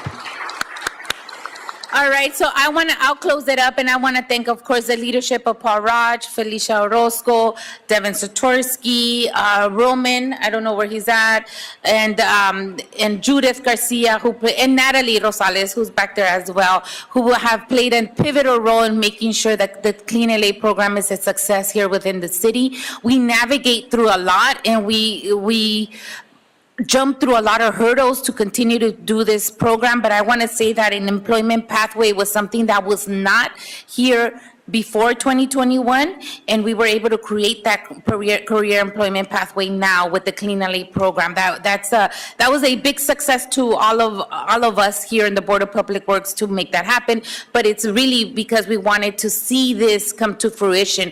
And so with now having 22 graduates, so sí se pudo, right? Because when the first graduate that actually went from the Clean LA program to sanitation and stepped foot into the sanitation yard, I was waiting to hear at 3:30 in the afternoon to hear that he was in a uniform. And when he did, I got a text from one of our workers. I was like, oh my God, it did happen. So I just want to say that I am very proud of this program, and please take advantage of making sure that you do come to the city and build your career, like Dr. Davis said. It's such a big difference. And as you heard today, we have engineers, we have landscape architects, we have cement finishers. I mean, we have an array of positions here, and you don't have to stop there. You can always continue to go to school, and you can always continue to improve your mobility up, even being a city worker. So with that, I want to say thank you to everybody that's involved in creating this program, and to the class of ceremony number 7, if you can please stand up.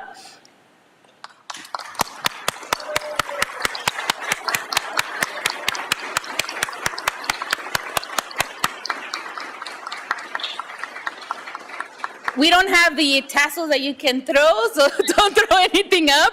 But I will say that with all full honor, on behalf of the Board of Public Works, the second largest department in the city, to the second largest city in the nation, congratulations, welcome, and it's a privilege to be here. And I congratulate, and I hope and wish you all nothing but the best from here and now forward.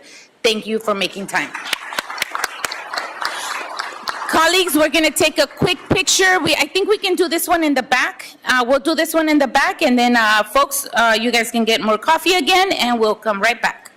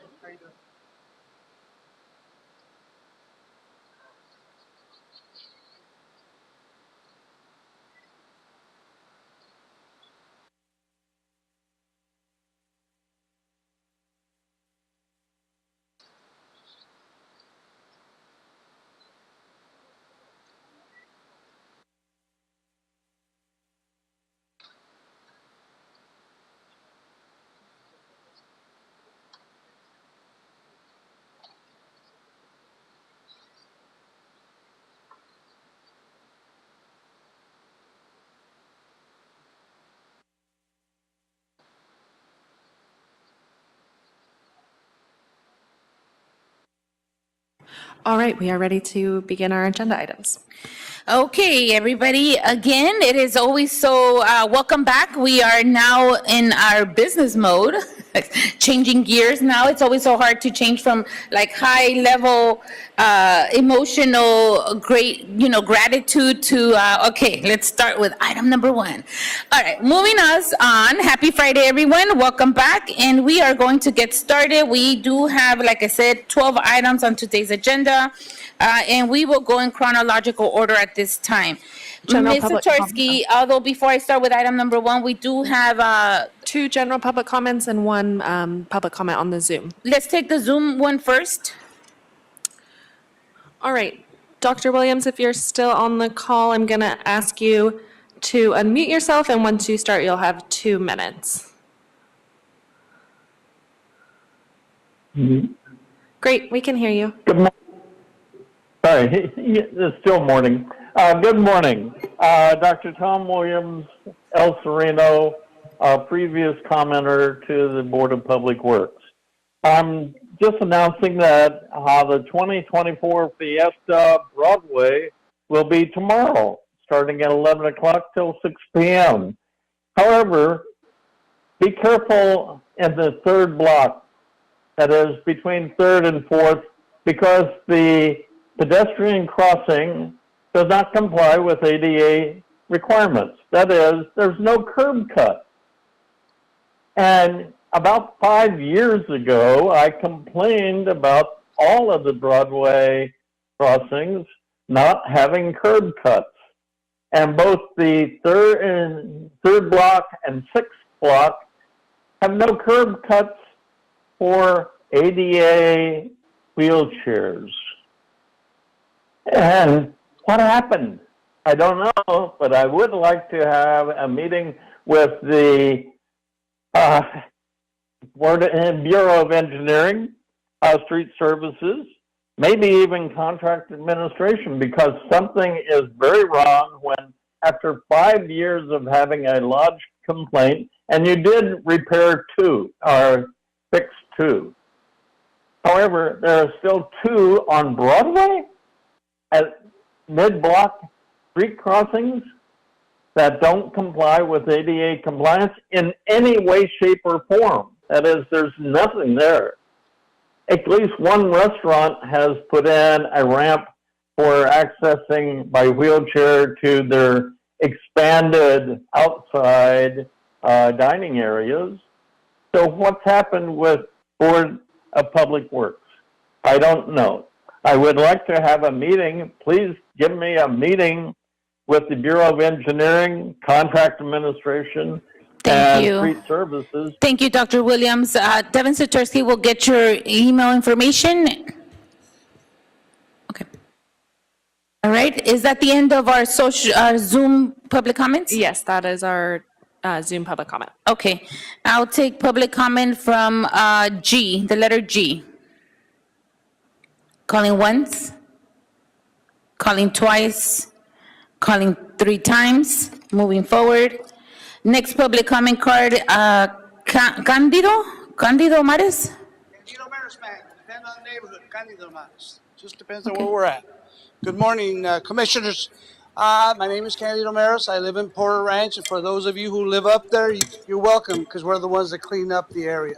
For over almost a year now, I've been trying to get 1 gallon of graffiti removal. Now, let me give you a little background. For over 27 years, worked with LAPD and the Volunteer Center. Over 6,500 people supervised. And we went out and did work for free.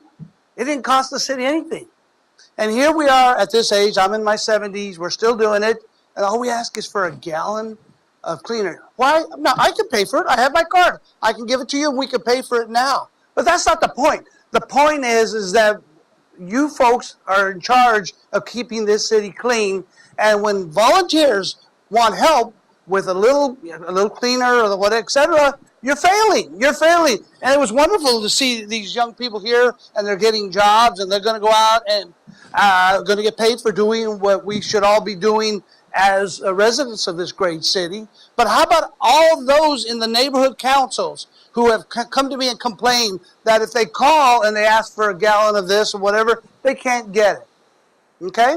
So I would ask either you sell me a can or you please give us the gallon so we can clean up the park. I believe you live in Porter Ranch. I think there's the one park, the Ernson Park. We clean it all the time, but it's too heavy now. So hopefully we'll do this. Lastly, I'd like to close. Yesterday I was with a young lady from Quanzhou. Her father is a billionaire, owns most of the tennis companies in the United States now. And when I took her downtown and she saw the building, she looked up at those graffiti buildings. And literally, a young girl who's been coming here all her life looked at him and she said, "Why don't you love your city?" And I said, "I love my city." I said, "Maybe politicians don't love it." So, that's a mess. Thank you. That's and fine. we cannot allow it to continue. So Thank let me you. know if I need Thank you my for your time, card. sir. Thank you. All right. Please give your card to Devin Satorsky and we'll get the Office of Community Verification to call you. President, I don't carry a card. Okay, give your I information was to offered Devin. your job, but I wouldn't go the wrong way. Can you please give your card, your information to Devin Satorsky? We'll see if we can get it. Or Paul Roch from outside. Thank you. Is that the end of our public comments? Yes, that is the end of our general public comment. Thank you so much. Public comments now officially closed. Moving on to the first item on today's business, which is a request from the Bureau of Engineering, a task order in Council District 14. Task order solicitation number 94, Rios Clementine Hell Studio, recommending the board to, one, authorize the city engineer to issue the task to Rios Clementine Hell Studio contract number C124705 from the pre-qualified on-call architectural and related professional service consultants list to provide design and master planning services for the El Pueblo de Los Angeles Master Plan Project as stated in Task Order 94 with a budget authority of $500,000, including contingency. And this morning, it's still morning, right? Okay, we're almost close to lunch. This morning, we have Mr. Ohaji Abdallah is here on item number 1. Welcome, Ohaji. Good morning, commissioners and city attorney staff and Bureau department heads. Ohaji Abdullah with the Bureau of Engineering Architectural Division. It is actually an absolute honor and pleasure to present this particular task order for a new master plan for the historical and cultural and physical center of Los Angeles, historical physical center of Los Angeles, the El Pueblo de Los Angeles. The Council District 14 and El Pueblo general managers have developed a new vision for the El Pueblo to coincide with all of the new development that's coming in through and around downtown. The existing master plan developed in the 1980s is focused on the historical preservation of the historical assets at El Pueblo, but there's no mention or direction in the plan to develop the sort of highest and best use developments and criteria for those developments in moving forward. So this master plan and the project implementation plan that will come as the next phase of this project will help prepare that direction that the El Pueblo general managers and the city can use at large to guide that development and increase attendance to this important historical asset in downtown Los Angeles. As you noted, the current task order ceiling is roughly $500,000. That is for the development of the master plan itself. An additional task order will come back to this board to add on to this task for the project implementation plan. That project implementation plan will be based on the master plan, where we develop and identify projects around El Pueblo, within El Pueblo, and provide cost feasibility analysis for those, and so that we can, in the future, once funding is available, as we develop P3 relationships, et cetera, with private entities, can move those projects forward. I am available for any questions. Thank you so much, Mr. Abdallah. That is a very good report back there. Colleagues, any questions on this item? Vice President Villegas? Thank you so much for your report. Just for the public certification, the Rios Clemente Hale Studios, by the way, is good. They also worked on Grant Park down the street. They will be tasked with project initiation, community outreach and public participation, development options, and then the master plan document. Just wanted to put that out for the public so that they know. But appreciate that you bringing this forward and very inclusive. Thank you. Thank you. Thank you, Vice President Villegas. Questions, colleagues? Hearing none, I want to just, it's not a question, it's more of a comment. I just want to say thank you for bringing this forward. I do really recognize and appreciate when we invest around here, the Civic Center in downtown. I know that sometimes that's not,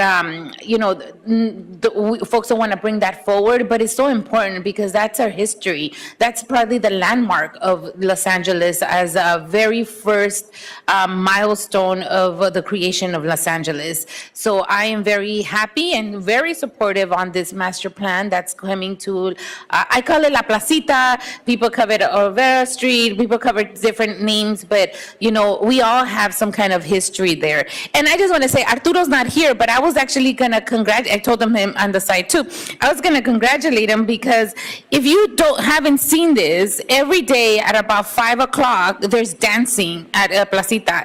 And I drive home that way every day. And yesterday I was on the phone and I saw just dance, people were dancing. And I said, God, I must be doing something wrong because I'm driving in traffic and they're dancing. So I just want to tell Arturo that he provides such a wealth of cultural recognition to this city, and the folks that are there that come and enjoy it are just they deserve something like this, and even much more. So anyways, I just want to say thank you for working on this, Ohaji. Given the fact that you're working on it, I know it's going to be absolutely to the best. So thank you for that. Thank you for the compliment. All right, colleagues, given that we're all supportive of this, is there a second to my motion to approve item number 1? Second. Thank you, VP Villegas. Mr. Turkey, there's a first by me and a second by Vice President Villegas to move item number 1 forward and forthwith. Wonderful. Let's take the roll call, beginning with you, President Garcia. Aye. Vice President Villegas. Aye. President Pro Tem Davis. Aye. And Commissioner Corsan. Aye. Wonderful. All ayes. The item is adopted and carries forthwith. Thank you so much. Thank you, Haji. Thank you for your patience today, too. All right, colleagues, moving on to item number 2. This is a request in Council District 14 for a revised budget and issue change orders for Tiny Home Village, North Mission Road, recommending the board to authorize $101,813 in additional contingency to close out the project and approve the revised construction budget of $3,346,434 for the Council District Number 14, Tiny Home Village, North Mission Road project. And this morning, we have Ms. Quiñones here, the famous Ms. Quiñones. Welcome. Good morning, President Garcia. Good morning, Commissioners. This morning's board report is for North Mission. It's a tiny home village. It's the 12th tiny home village, I should add. It was awarded on September 16th, 2022. The site provides 74 tiny homes with 144 interim beds. Notice to proceed was issued on November 29th, 2022. Shortly after mobilizing, several major changes were made to the project, which consumed the majority of our project contingency with 4 change orders. The first one, change order number 4, was the replacement of existing asphalt for the entire site. The site during feasibility had some structures on it, and we were assessing the existing asphalt, and it seemed to be in good condition. When we mobilized to the site, those trailers were removed and the asphalt was essentially cracked in several areas. So we decided to replace it. Change order number 2, number 2 is change order number 5. Additional fill and grading due to the new asphalt. So replacing the asphalt, we had to regrade the entire site to ensure drainage. Third change order, number 7, removal of underground objects. As we were excavating to grade, we found spoils and concrete footings that were left behind. So we had to remove those. Change order number 4, the fourth change order, number 9. Installation of DWP electrical vault. Initially, through design, since these projects move so quickly, we were originally doing overhead for power distribution. During the process of bid and award, DWP revised the method of power delivery, so it had to be underground. We did receive emergency authorization from Commissioner Villegas on November 8th, 2023, for a not to exceed amount of $300,000. The contractor did obtain a certificate of occupancy on February 9th, 2024. The final authorization we need to increase our contingency is currently $101,813. I will add that the facility is currently open and providing services for people in all 74 cabins. I'll answer any questions you may have at this point. Thank you, Ms. Quinones, for your thorough report. I think you answered my question. I wanted to know if there was any occupancy, but you said we are full to capacity. Yes. Got it. Any questions, colleagues? Hearing none. Is there a motion on the table to move item number 2 forward and forthwith? So moved. Thank you, VP Villegas. Is there a second? Thank you, Dr. Davis. Mr. Tursky, there's a first by VP Villegas and a second by Dr. Davis to move item number 2 forward and forthwith. Okay, let's take the roll call. President Garcia? Aye. VP Villegas? Aye. President Pro Tem Davis? Aye. And Commissioner Corsian? Aye. Great. All ayes. The item is adopted and carries forthwith. Thank you. Thank you, Ms. Quinones. Have a good rest of the day.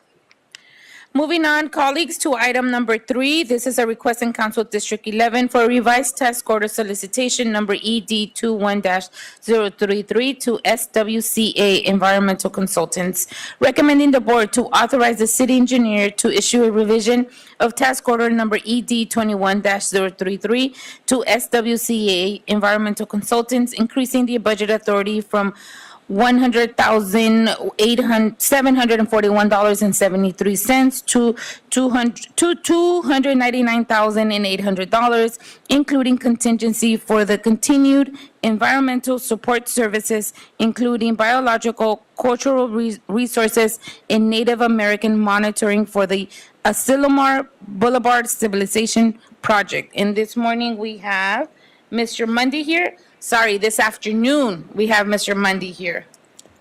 Mr. Mundy, welcome. Welcome back. Thank you.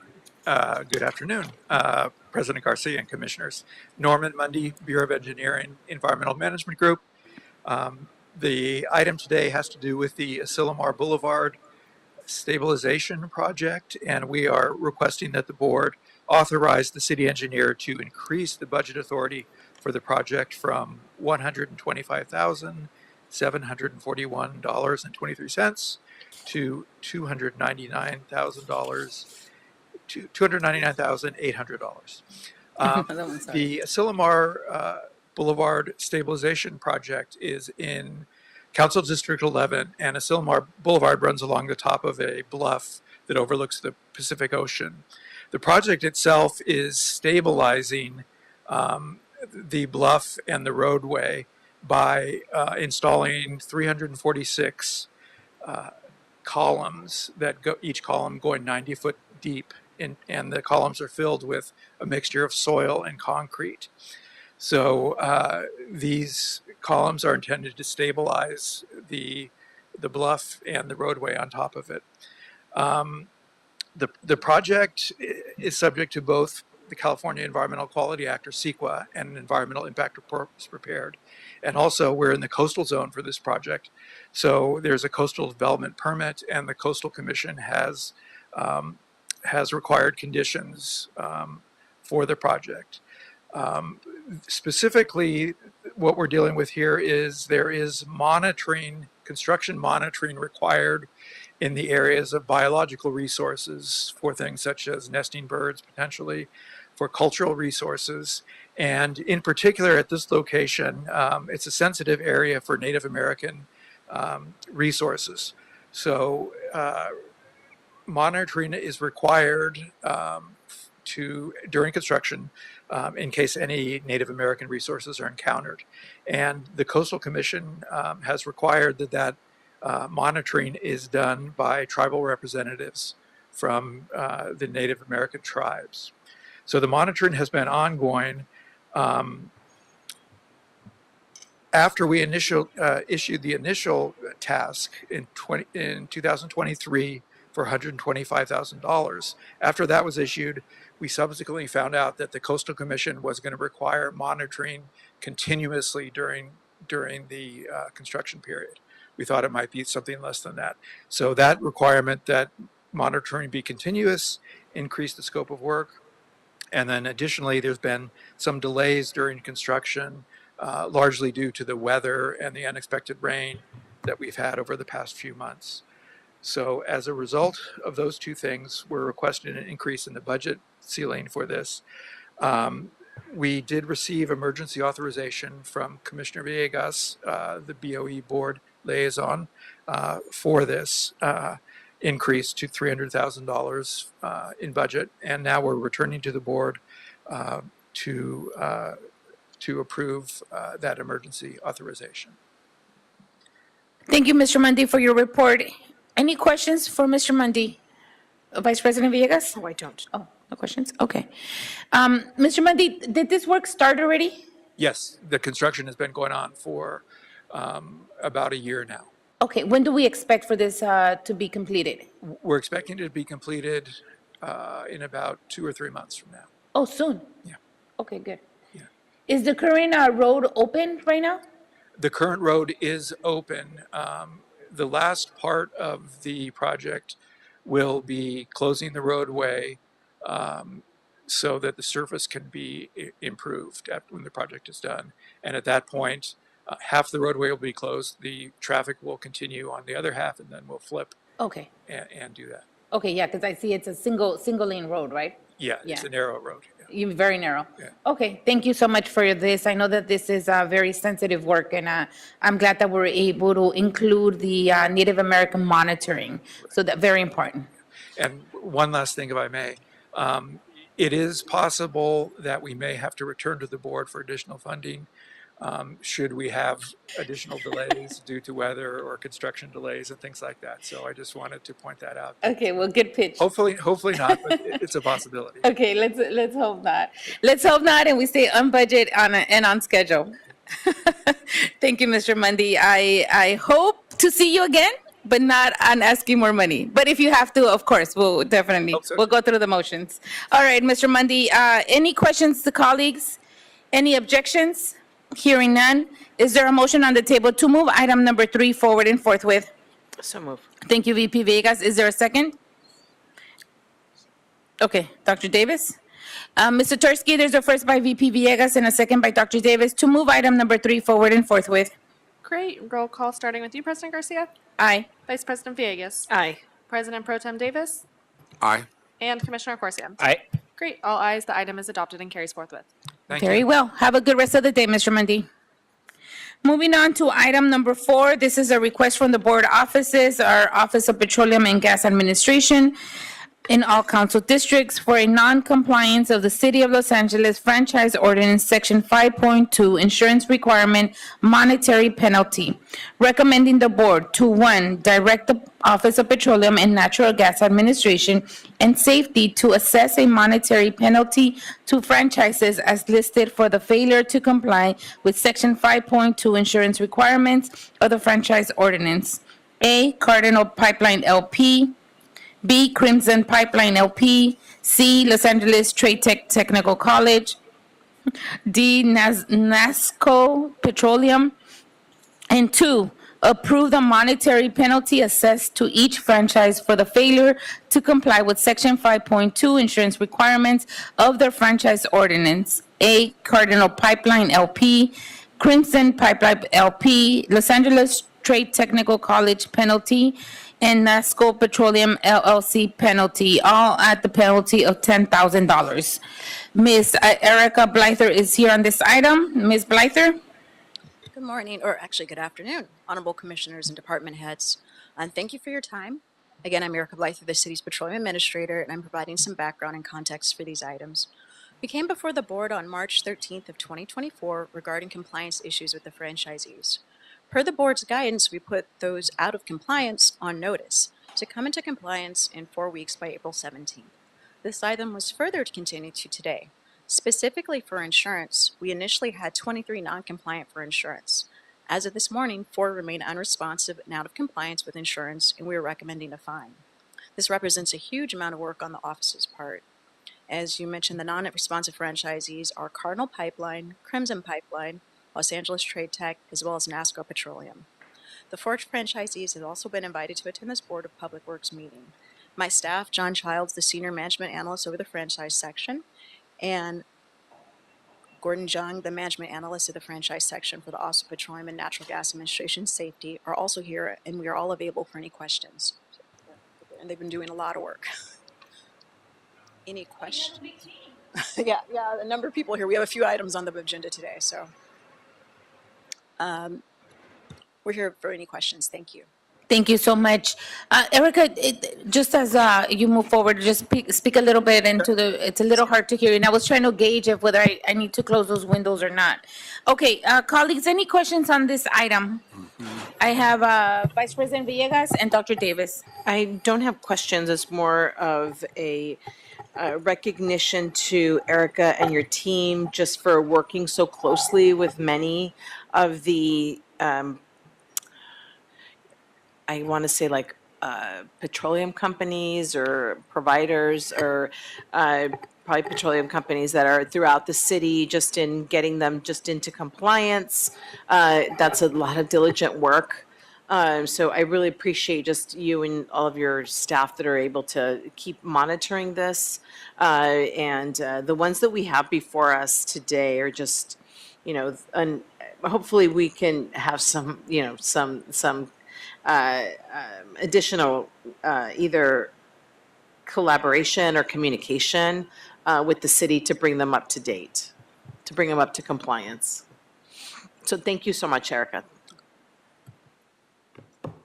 Thank you, Vice President Villegas. Commissioner Dr. Davis? Thank you. I wanted to ask Erica, in terms of those who have violated in this motion, have they had a history of failing to pay in the past? Some of them have, and perhaps I can have John and Gordon speak specifically to the ones. I believe NASCO has not made a payment since 2017. And what about LA Trade Tech? LA Trade Tech, let me pass the mic to. Morning, John Childs. Good morning, John. You can move it up. Perfect. So those that are on this list have been non-responsive, you mentioned for Trade Tech, have not been making their payments, nor have they been responsive to any of our communication requests for quite some time, for over a year now.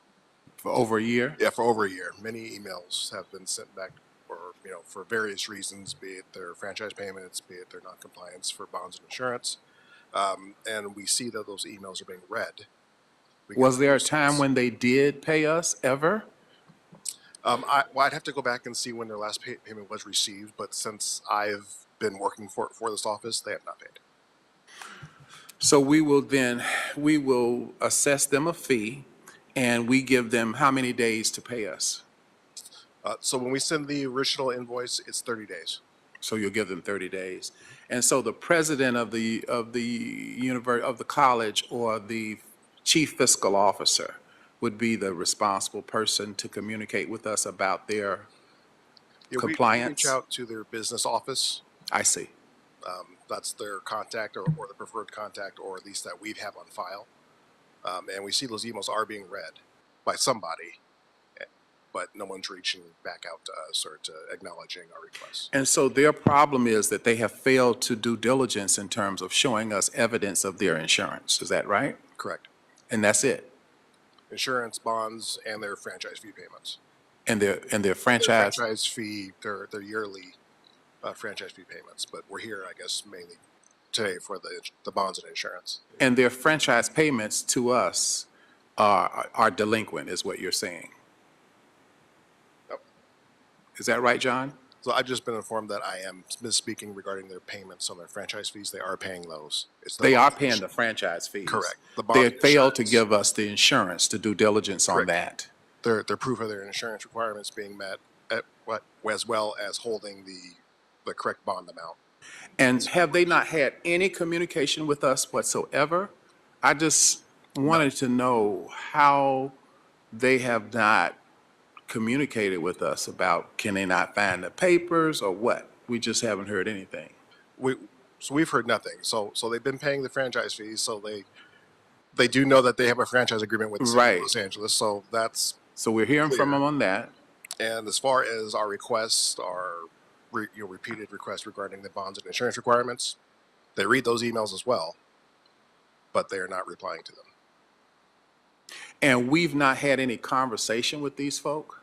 Or is that a part of our practice? No, normally we just continue to reach out through, I guess, the means that we have on file, and through our department, it's through writing and through email.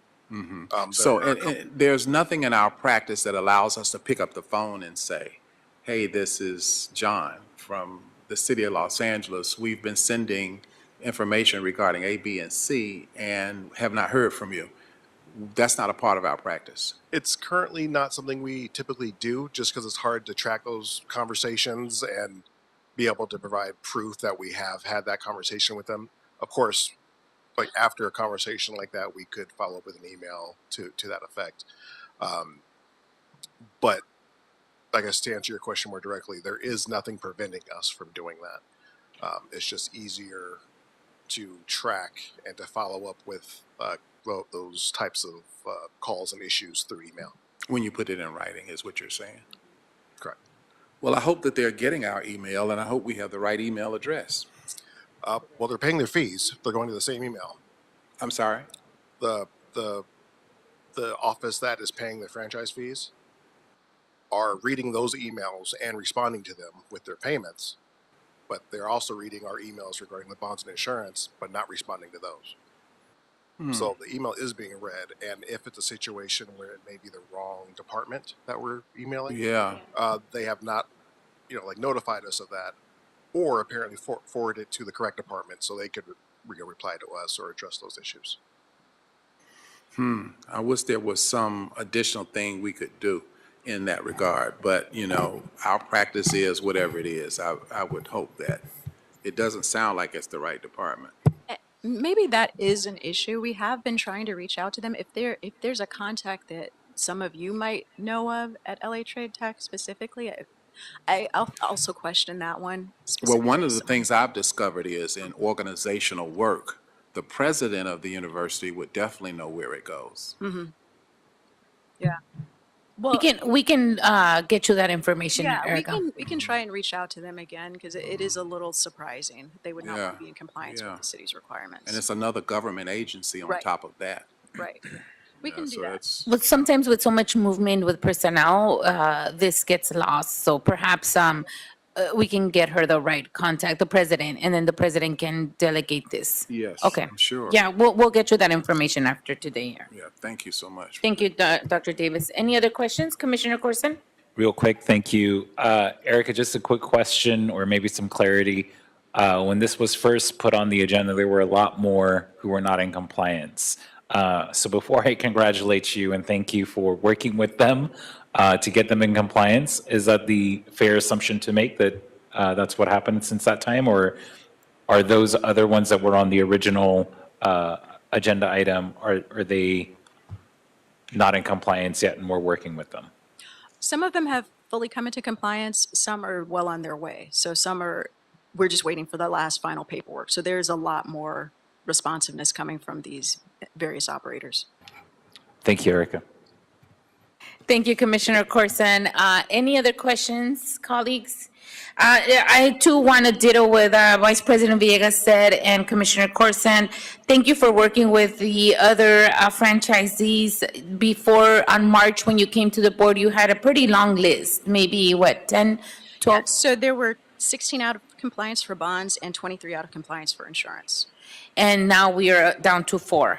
4 for insurance and 2 for bonds. That's very good. Thank you that's so a much huge for amount that. of work. Yeah. Thank you.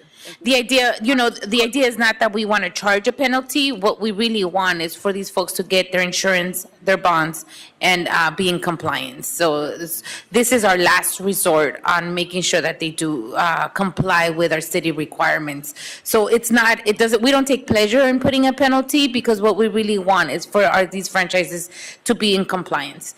Thank you for that, Erica. So hopefully from now into 30 days, we get these 4 folks into compliance. That would be the primary goal around this. Okay. All right, colleagues, any objections on this item? Hearing none. Is there a motion on the table to move item number 4 forward and forthwith? Thank you, Dr. Davis. Is there a second?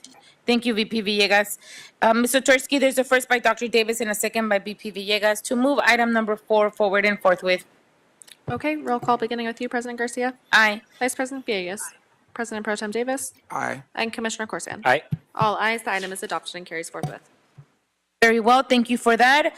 Number 5 is also with Erica Blyther, our Petroleum Administrator. This is a request from the Office of Petroleum and Gas Administration for non-compliance with the City of Los Angeles Franchise Ordinance, Section 6.3, faithful performance, bond requirement, monetary penalty, recommending the board to, 1, direct the Office of Petroleum and Natural Gas Administration and Safety to assess a monetary penalty to the franchises as listed for failure to comply with Section 6.3, faithful performance bond of the franchise ordinance, to A, LA Trade Tech, B, NASCO Petroleum, C, oh no, that's it, just 2. Oh, good. Approve the monetary penalty assessed to each franchise listed for failure to comply with Section 6.3 performance. Okay, Ms. Blyther. I can take what you said in the previous one. Again, with NASCO, they have been very unresponsive in paying their annual franchise fees as well as their bonds and insurance. So they've been completely unresponsive. We can again reach out to the president of the University for Los Angeles Trade Tech for both bonds and insurance and try and make further efforts to bring them into compliance.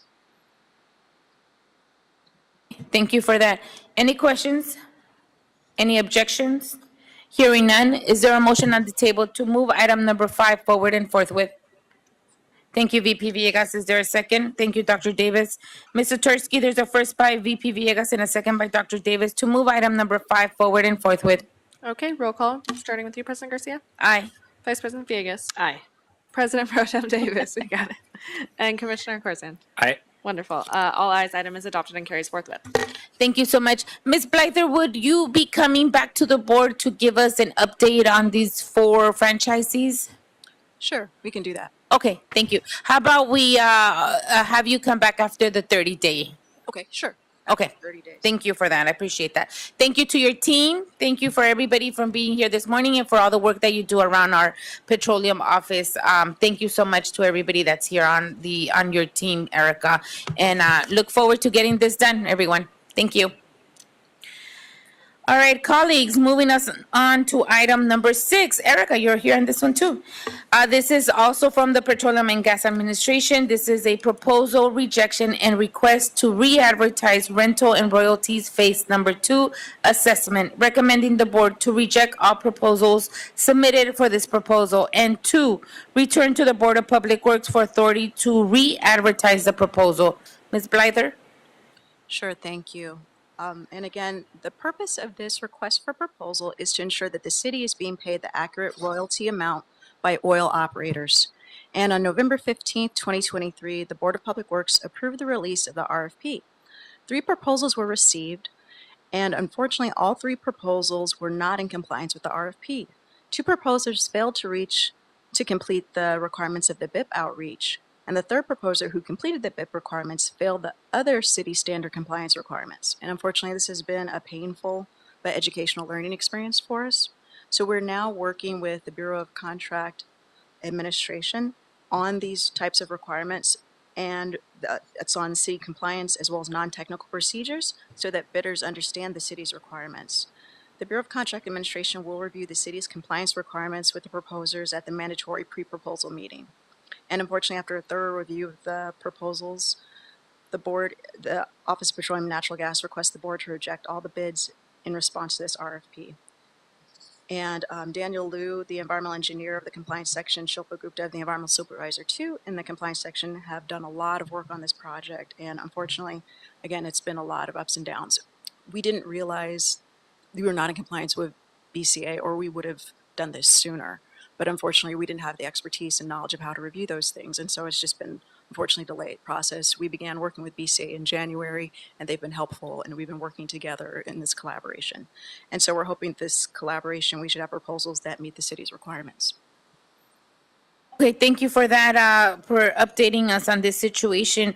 Bureau Contract Administration is part of Public Works. We should always be able to reach out to our sisters and brother bureaus to make sure that all offices are in compliance. And I know Linda McClinchy is here with BCA today.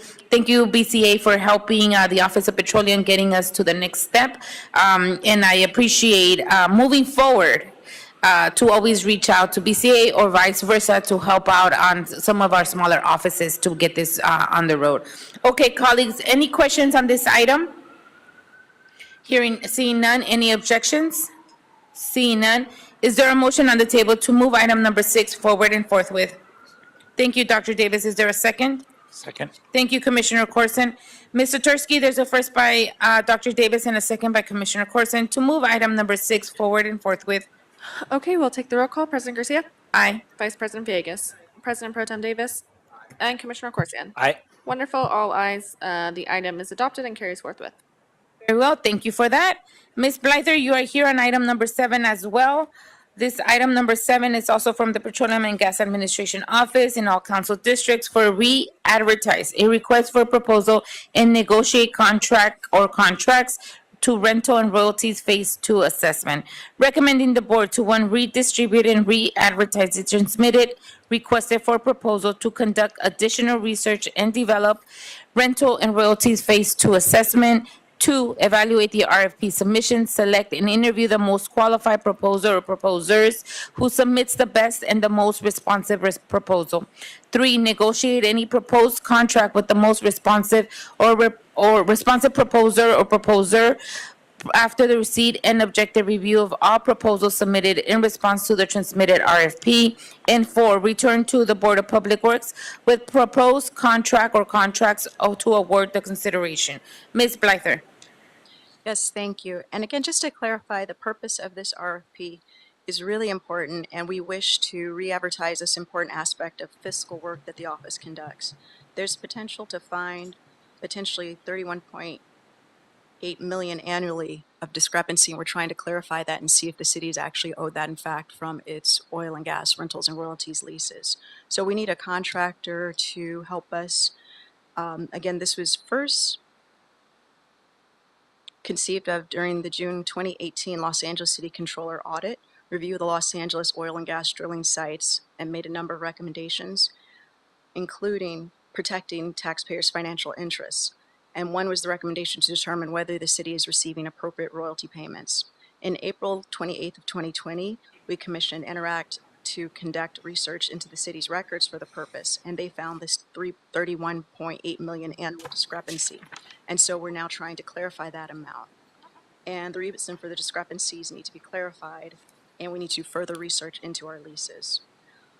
The idea is to get someone to develop this proposal, this process, and then at some point we in the office will take over this work. But it's just to get that initial groundwork done, because there's several years, and they're going to train us as part of this work so that we can do this initially.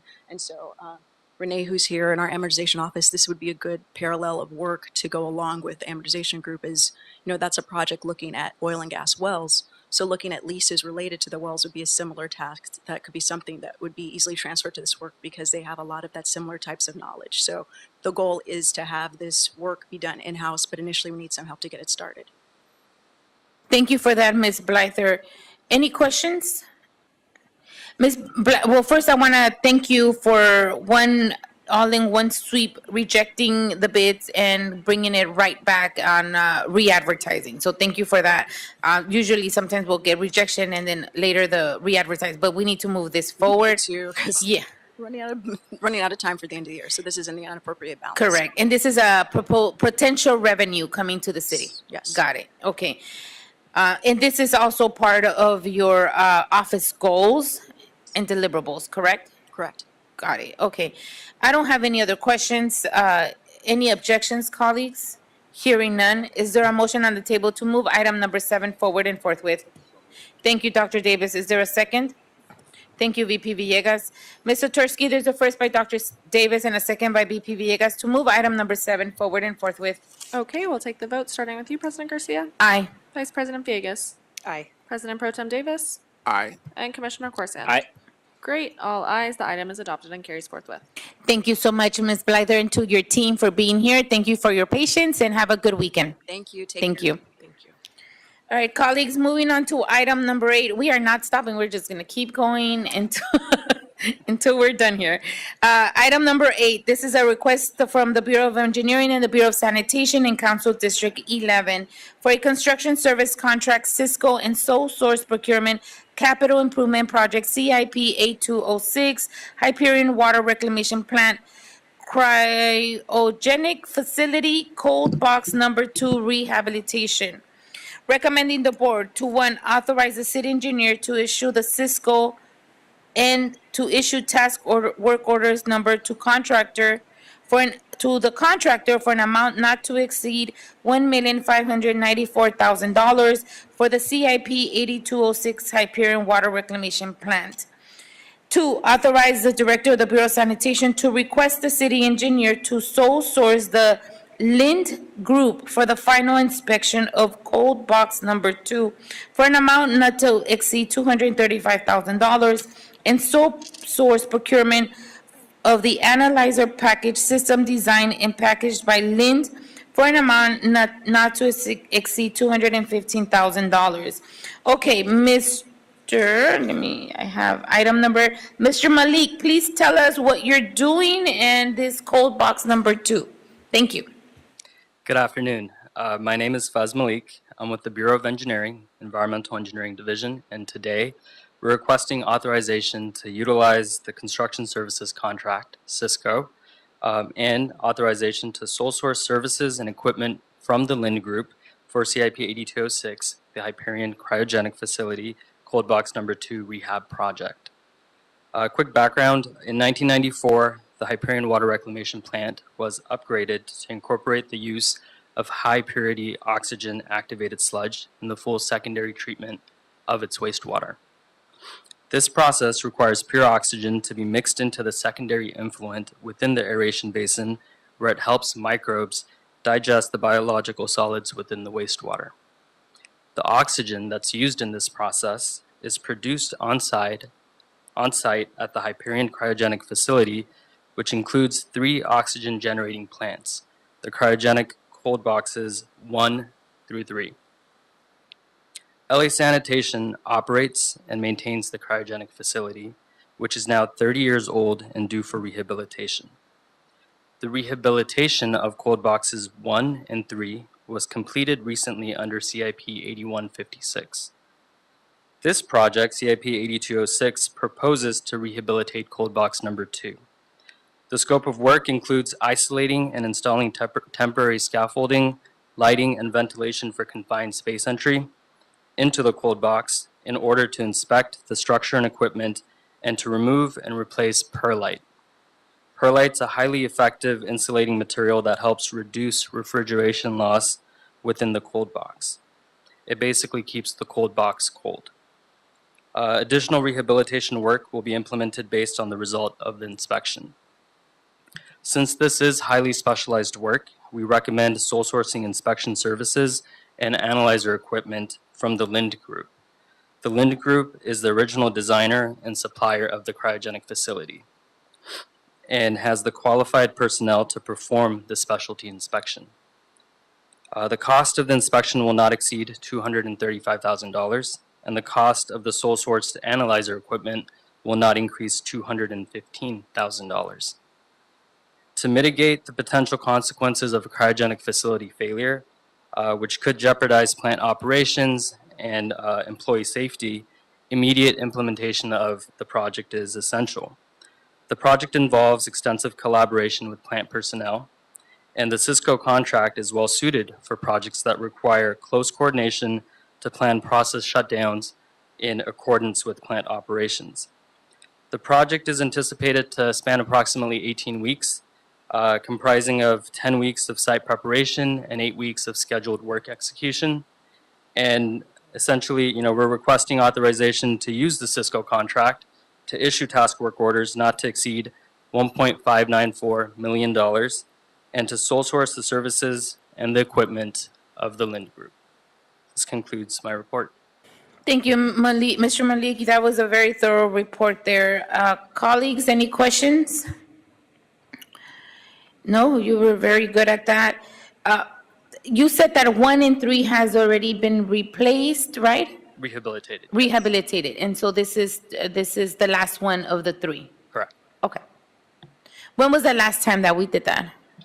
We just completed rehabilitation. No, I know, but for number 2, when was the last time we rehabilitated that? Oh, this is the first time. Oh, it's the first time. Okay, since 1984? Correct. Okay. That's about 30 years, so they're long-lasting. They are. And with the rehabilitation, they'll last another 15 to 20 years. Very nice, okay.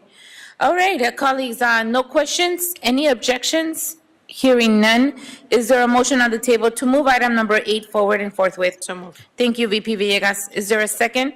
Thank you, Dr. Davis. Mr. Tursky, there's a first by VP Villegas and a second by Dr. Davis to move item number 8 forward and forthwith. Great, we'll take the vote, starting with you, President Garcia. Aye. Vice President Vegas, President Pro Tem Davis, and Commissioner Corsands. Aye. Wonderful, all ayes. The item is adopted and carries forthwith. Very well, thank you for that. Thank you, Mr. Malik. Have a good weekend. Colleagues, moving on to item number 8, item number 9. This is a request of Bureau of Engineering and the Bureau of Contract Administration in Council Districts 9 and 14 for a contract award, Central Business District Sewer Rehabilitation Units 13 and 14, Griffith to Grand Project. Recommending the board to, 1, find the mandatory subcontracting minimum level deviation in the original bid from Spinello Infrastructure West, Inc. to be inconsequential and does not result in a competitive advantage, and request the board to waive it as discussed in this report. 2, direct the Bureau of Engineering to advise Spinello that the acceptance of the bid does not constitute the board's approval to deviate from the MSL level in all future bids. 3, approve the acceptance of the resigned, revised, and final bid proposal from Spinello to the BOE for the cost savings of the construction contract. 4, declare Spinello the sole bidder to be the lowest responsible bidder and award Spinello a contract for the Central Business District Sewer Rehabilitation Units 13 and 14 Griffith to Grand Project for $34,295,960. And 5, authorize the president or 2 members of the board to execute the contract after approval as to form has been obtained from city attorney. And this afternoon, we have Mr. Carino, and also Ms. McGlinchey for any questions. Welcome. Good afternoon, President Garcia and Commissioners. My name is, as I said, Amal Carino. I am a project manager with the Wastewater Conveyance Engineering Division with the Bureau of Engineering. And today we are requesting the board to award the Central District Sewer Rehabilitation Units 13 and 14 Griffith to Grand Project to Spinello for the amount of $34,295,960. The project is located in the Central Business District and will rehabilitate 5,040 linear feet of existing 40-inch and 48-inch circular brick sewers. The sewer was constructed in 1890 and is now over 100 years or over 130 years and has never been rehabilitated. Based on CCTV inspection, the condition of the sewer demands need for rehabilitation. In addition, about 4,700 linear feet of the sewer runs on Washington Boulevard and is located directly below the Metro A-line. The Metro A-line is a light rail that runs at the street level along Washington Boulevard. And for the year of 2023, the annual passenger ridership of the Metro A-line was 15.8 million passengers. So we want to emphasize the amount of passengers that use the Metro A-line. Metro has been notified of this project. The alignment of the project will begin on Griffith Avenue and 18th Street and head southwards onto Washington Boulevard and Griffith Avenue, and then head westwards along Washington Boulevard until reaching Grand Avenue. So you can see that map on page 2 if you're looking at the map. Also, there is currently an emergency sewer repair project along Washington Boulevard. That's between Wall Street and Maple, which was part of this project, but evolved into an emergency repair because of its heavily deteriorated state. The contract duration for this project is 1,500 days. So yes, it's a lot of days, and that's a little bit over 4 years. So we want to emphasize that because a typical project will probably last 2 to 3 years for this magnitude, but because we have to coordinate with Metro because it's literally right below the sewer is literally right below the train tracks. You know, we have to coordinate with them so that rail can keep running while we're working, and that everything that we do along the rail has to be inspected by them. So not just we inspected, we're involved, but they have to be involved. So we want to emphasize the magnitude of how long this project is going to take. And the reason why we're emphasizing that is because it's the city's goal to have this project started as soon as possible so that we can finish this project before the 2028 LA Summer Olympics. The project is located in Council District 9 and 14, and they have been briefed on this project. The project has been reviewed for environmental considerations, and it was determined to be categorically exempt pursuant to the provisions of the California Environmental Quality Act of 1970 under Article 3 of the City CEQA guidelines. Now, on November 29th, 2023, a sole bid was received for the amount of $34,436,460 in an effort to provide the city with the lowest construction cost to complete the project. On December 14th, 2023, BOE requested the sole bidder to value engineer their bid proposal and search for cost-saving opportunities. After continuous negotiations, on February 6, 2024, the BOE accepted the final value engineer bid proposal dated February 1st, 2024, for the bid amount of $34,295,960 with a cost savings in the amount of $140,500 compared to the initial bid amount. Now, the revised and final bid received from Spinello is 4.69% below the city engineer's estimate of $35,983,399. Now, we did want to say that Spinello is a certified local business enterprise. The project was advertised with anticipated participation levels, 4% MB, 2% WB, 25% SB, 8% EB, 3% DVB, and with mandatory business inclusion program documentation requirements. The Office of Contract Compliance reviewed the original bid documents and the value engineered revised proposal from Spinello. After the submission of the value engineered revised and final proposal, the contractor's pledge participation levels were 7.47% MB, 0.15% WB, 9.55% SB, 0.5% EB, 0% DVB, and 0% LGBTB, and 7.56% OB, and comply with the business inclusion program outreach requirements of the original bid.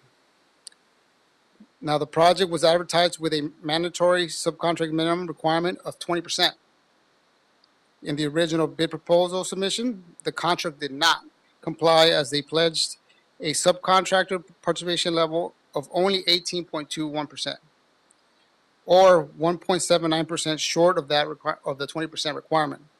The contractor subsequently submitted a final revised value engineering proposal, which included pledges to additional subcontractors, resulting in the pledge participation level of 20.71%. However, the final revised value engineering proposal is not considered when determining the original bid's responsiveness. To date, BOE staff is unaware of any facts that would indicate that Spinello received any competitive advantage by their failure to meet the MSN level by 1.79%. As noted in the report, Spinello is the sole bidder. Therefore, the BOE staff recommends the board find the MSN level deviation in Spinello's original bid to be inconsequential and therefore should be waived. A court case ruling supports this as detailed in the report. We also want to state that, as indicated in the report, that Deputy City Attorney Ms. Adina Hoppenstein was consulted throughout the review of the bid documents and has concurred with the recommendations in the report. The project also incorporates the project labor agreement, which is, we know it's all important.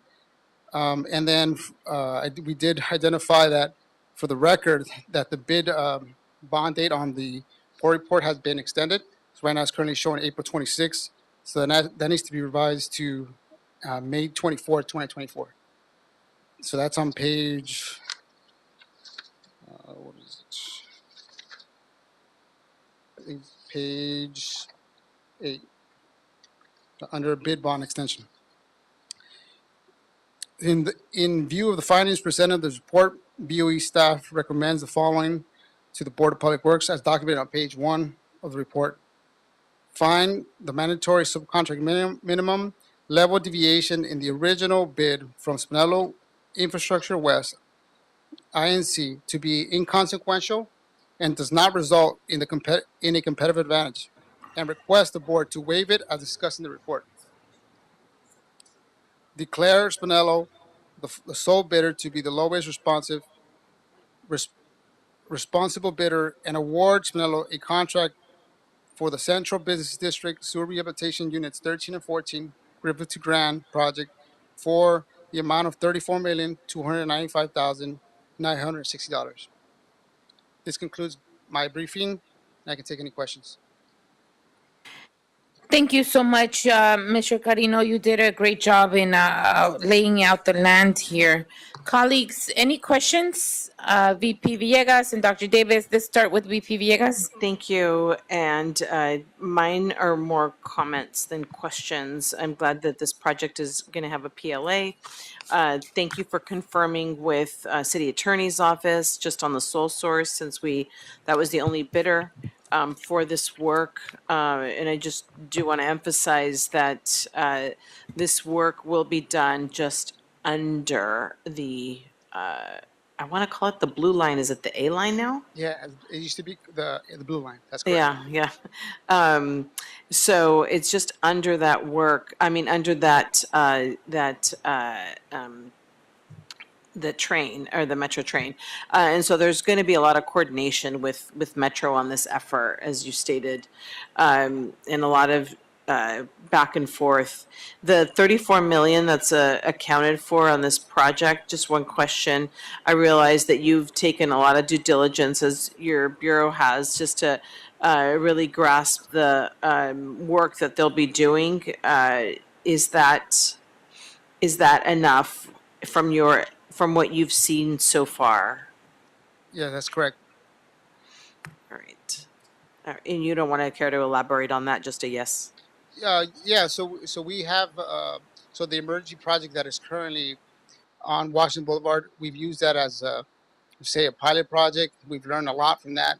And so we think we have a sufficient amount of money there.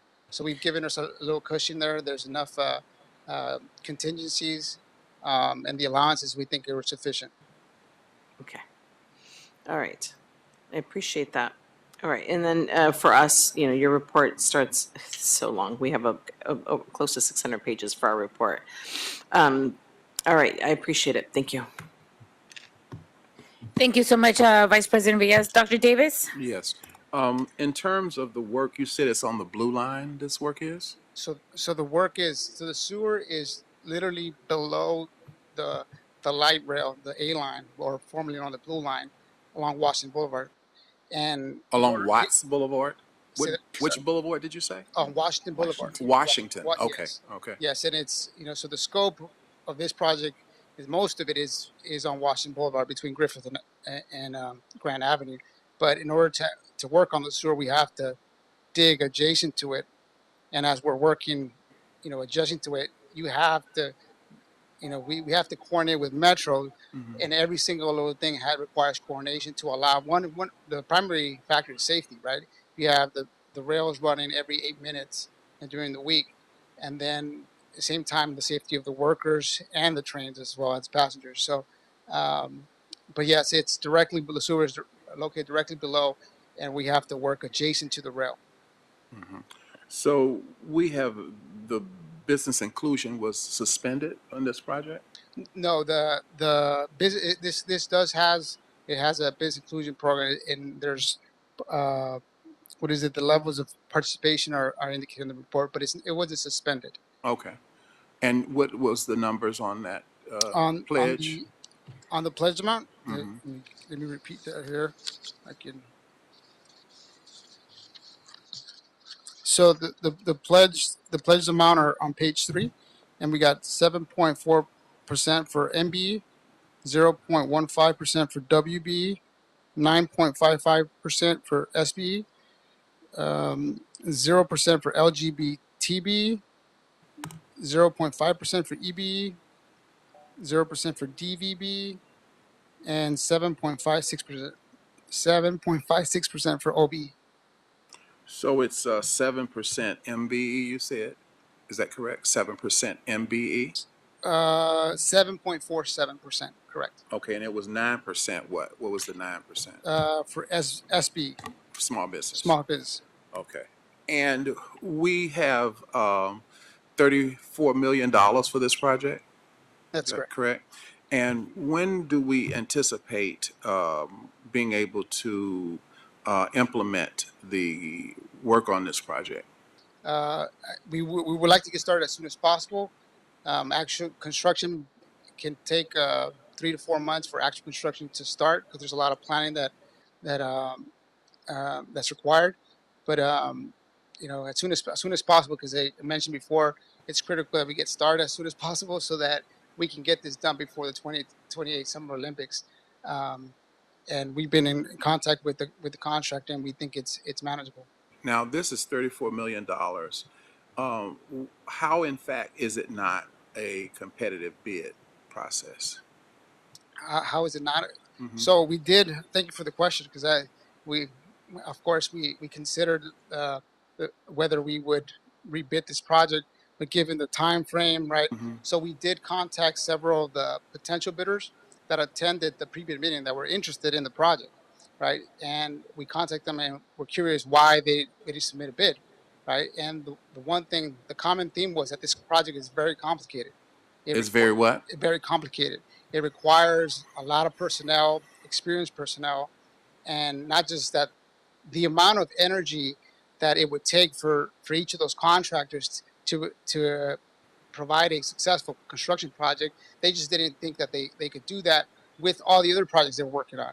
So it was enticing that they wanted because of the amount of money, but they just didn't feel like they can provide a successful project because of its complexity, because everything needs to go through Metro. So given that consideration, we did do our research and did think about rebidding this project, but the time frame and the amount of lack of interest from the other contractors, we didn't think that we would rebid it. So, and even if we were to rebid, most of the contractors were not interested because of the magnitude of this project. So since there was a sole bidder for this project, that's why we believe there's no competitive advantage. So what are the elements that would make us make a decision to rebid? Oftentimes, the Bureau has come and they've rebidded something because nobody bidded on it. How do we distinguish when we make that decision? Here we have $34 million. And so explain to me how we decide when to go rebid and when not to. Yeah, so if we were when we were to in respect to this particular situation, if we had a sole bid, right, then we would say similar to what we did. We would do our research. We would go back to the different potential bidders. We would talk to them and see if there was an interest, and try to understand why. And if there's interest from other contractors, and recognizing that they would bid if we were to put it out again, then that obviously that would be something that we would consider. So I think by default we always consider rebidding every project. Yeah. But given that we've done our research, we don't believe that the potential bidders that were there before would arrive at this point. Not just that, due to inflation. So you basically do a survey, and Yeah. if somebody says they're interested, then that's when you go rebid again. So when you come to us to rebid, it's because you've done a survey and people said that they are also interested in bidding. Yeah, thank In you. this case, nobody said that they were interested in bidding Correct. for $34 million. I understand. Yeah, that's Really? that was what we were obviously hoping to to get some more interest. But I think it always comes down to the complexity of the project and delivering a successful project. How was the survey on this? Who was it? You just asked two people and they said no? No, we contacted all the People on the list? yeah people. And the list is about 25 people? The list is probably the people that arrived. Probably we're talking about maybe 15 to 20 actual contractors that showed up. So because of the money.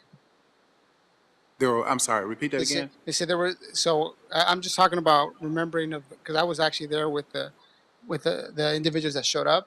I'm thinking 15 to 20 contractors that showed up with interest in the project. And nobody showed up? No, they showed up, but they didn't actually submit a bid. So. Okay. Interesting. Thank you. Thank you, Dr. Davis, for your questions. Any other questions? I have a couple, and thank you for answering Dr. Davis's questions. Those are really important to us. But so was this total under the engineer's estimate amount? Yes, it was. Spinello came in under? Yes, that's correct. Okay. How much under? What's the delta? The percentage is 4.69%, but I wrote down somewhere the actual. What did you say? 4.69% below the city engineer's estimate. Okay, 4.69%. Okay, that seems okay.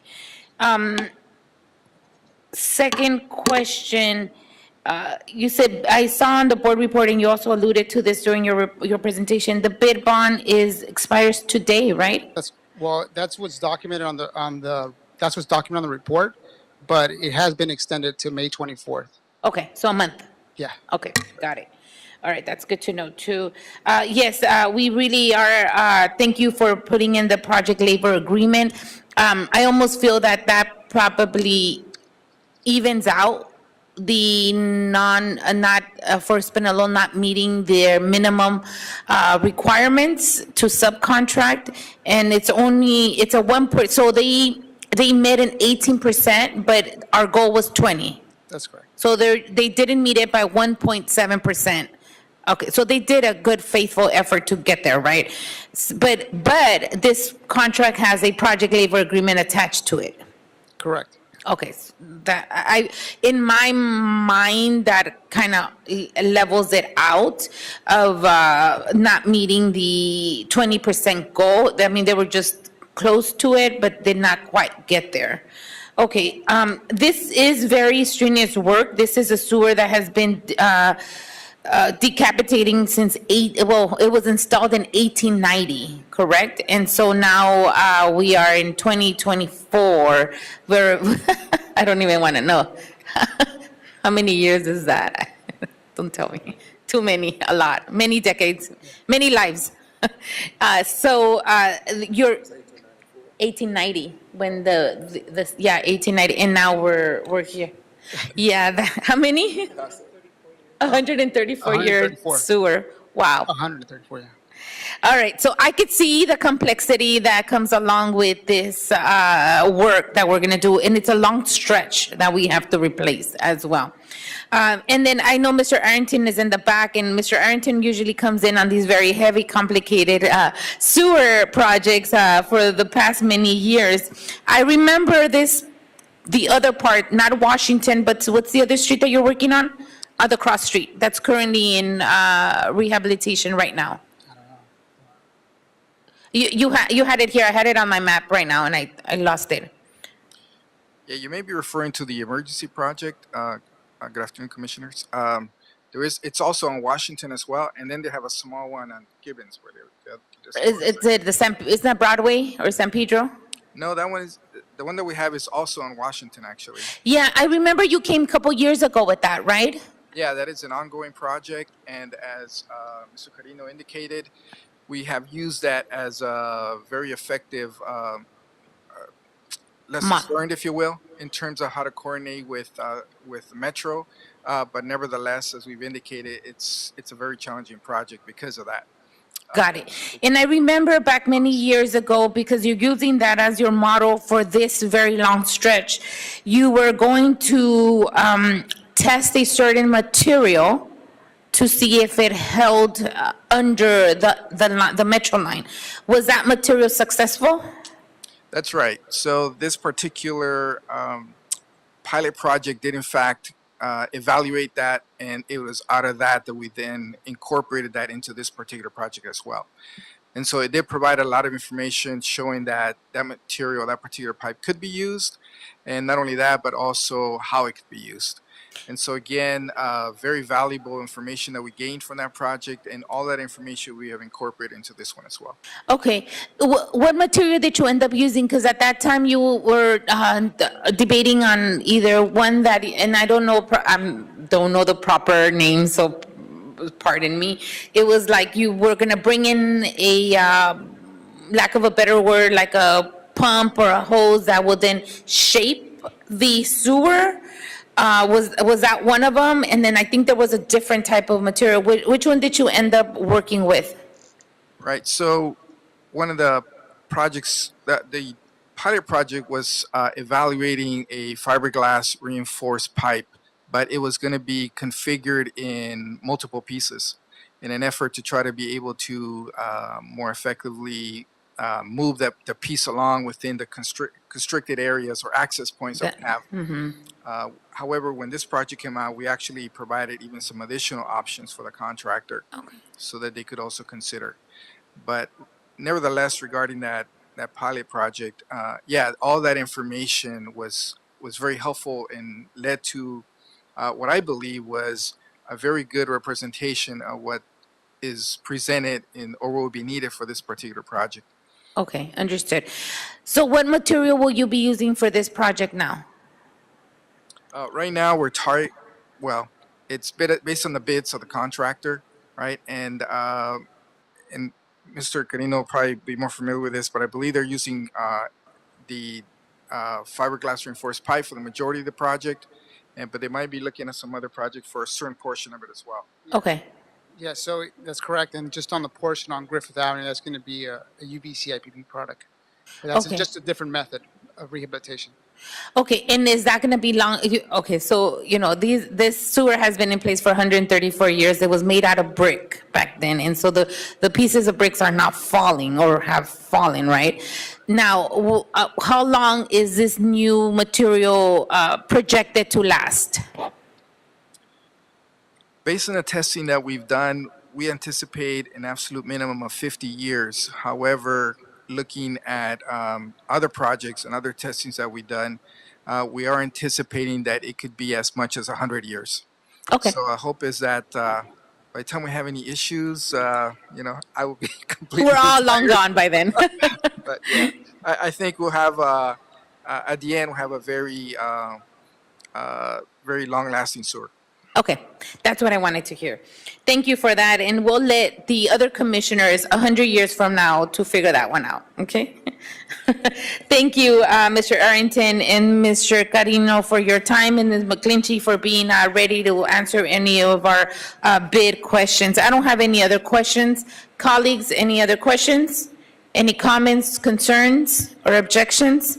Hearing none, is there a motion on the table to move item number 9 forward and forthwith? So moved. Thank you, VP Villegas. Is there a second? Second. Thank you, Commissioner Corson.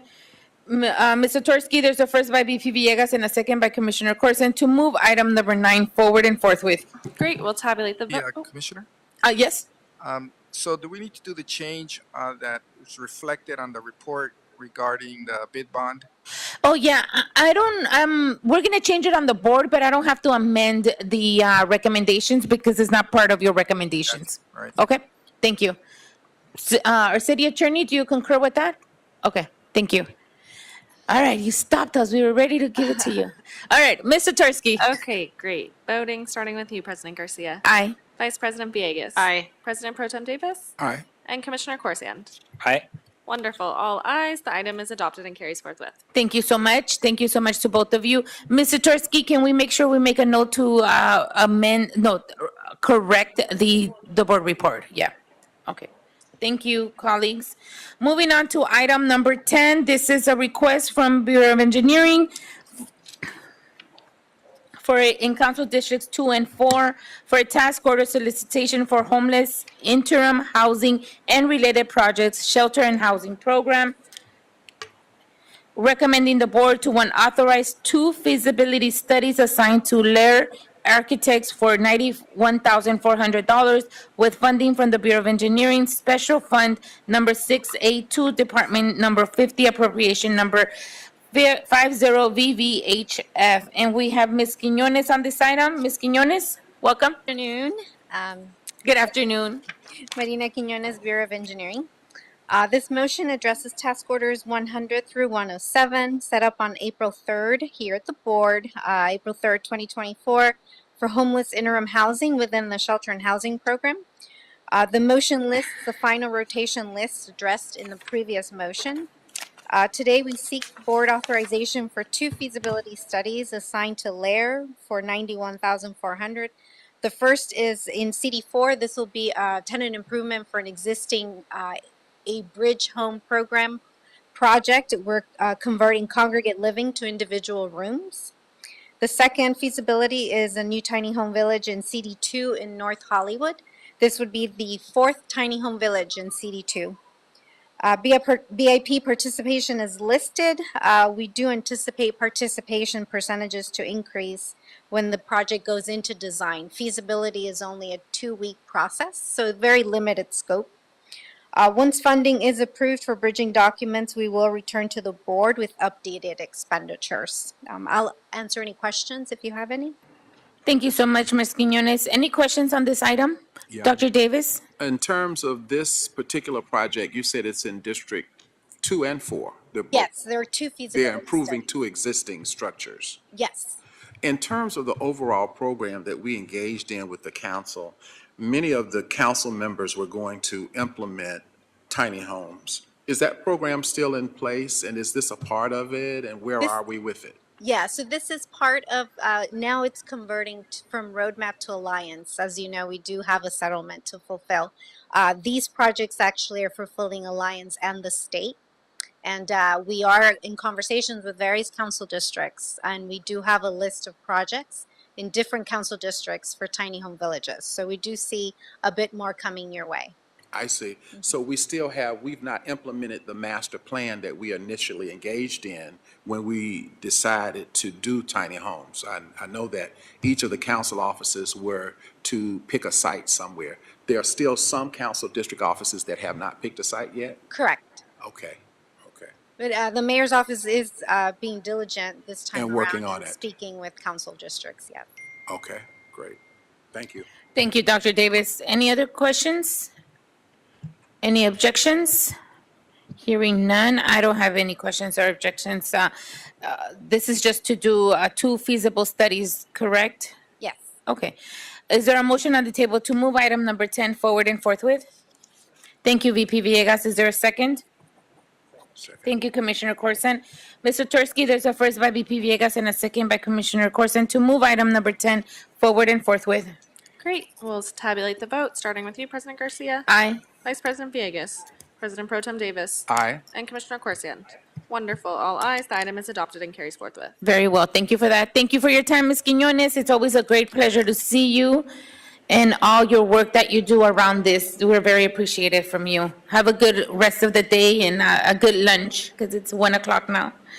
All right, colleagues, we are done with our voting items. We have 2 oral reports. I am going to call the status of contract. Give me a second. I'm going to kind of switch it just 1 second. Sorry, guys. Item number 12, status update on major upcoming street improvement project from the Bureau of Street Services. Come on down. We have Mr. Brandit this morning. Okay, thank you. Good afternoon, President Garcia, Commissioners, and Bureau Representatives. My name is Gary Brandt, a superintendent with the Street Renewal Division of Streets LA. This information is being provided to keep the public informed on upcoming resurfacing projects and to minimize the impact on the community as well as delays. For additional information or concerns, you can contact our coordinating section for the Street Renewal Division at 213-847-3200. There are no major projects scheduled in the metro or valley resurfacing regions during the week of 4/28/24 through 5/4/24. However, we will provide an update on our 23-24 pavement preservation program. During the week of April 28th, 2024 through May 4th, 2024, the Valley and Metro regions will complete 12 projects for a total of 5.35 lane miles. The press releases were distributed and notifications have been issued. Streets LA has coordinated with council offices to assist with outreach to stakeholders. We have coordinated with the Los Angeles Department of Transportation for traffic control assistance. This information is also available on the Streets LA website, streetsla.lacity.org, using the Resurfacing Open Projects icon. This concludes my report. Thank you so much, Mr. Brandon, and thank you for being so patient. We appreciate your report. Any questions to the Bureau of Street Services? Hearing none, thank you again for your time, and please thank the crews out there. Thank you. Thank you. Have a good rest of the day. All right, colleagues, get number 11. You're ready to go. This is a status of contracts and policy number 793, all bureaus. You're from what bureau? Street Services. Street Services. Okay, because you are up, I'm going to move you up, but the line will be Street Services, BOE, Sanitation, BCA, and BSL, if somebody's here from BSL. Oh, you are? Oh, I'm sorry. You're going to be the last one. We're almost, lunch is almost ready. All right, moving on. Let's go. Let's start with Street Services. My apologies. Did I jump the gun? It's okay. Yeah, there you go. Thank you. I don't know, the team back there, I don't know what they're thinking. Go ahead. Okay, during this rating period, the Bureau had a total of 29 active contracts, of which 4 are new. We also had 4 contracts expire within the last 90 days, and we currently have 2 pending contracts. Beginning with item number 1 and 2, these are for the production of asphalt. We are currently drafting a new RFP to replace these 2 contracts. Item number 3 is for hazardous waste disposal. This contract expired last year on November 1st. On November 15th, the board authorized Streets LA to piggyback on sanitation's RFP process and to award a new contract to Clean Harbors.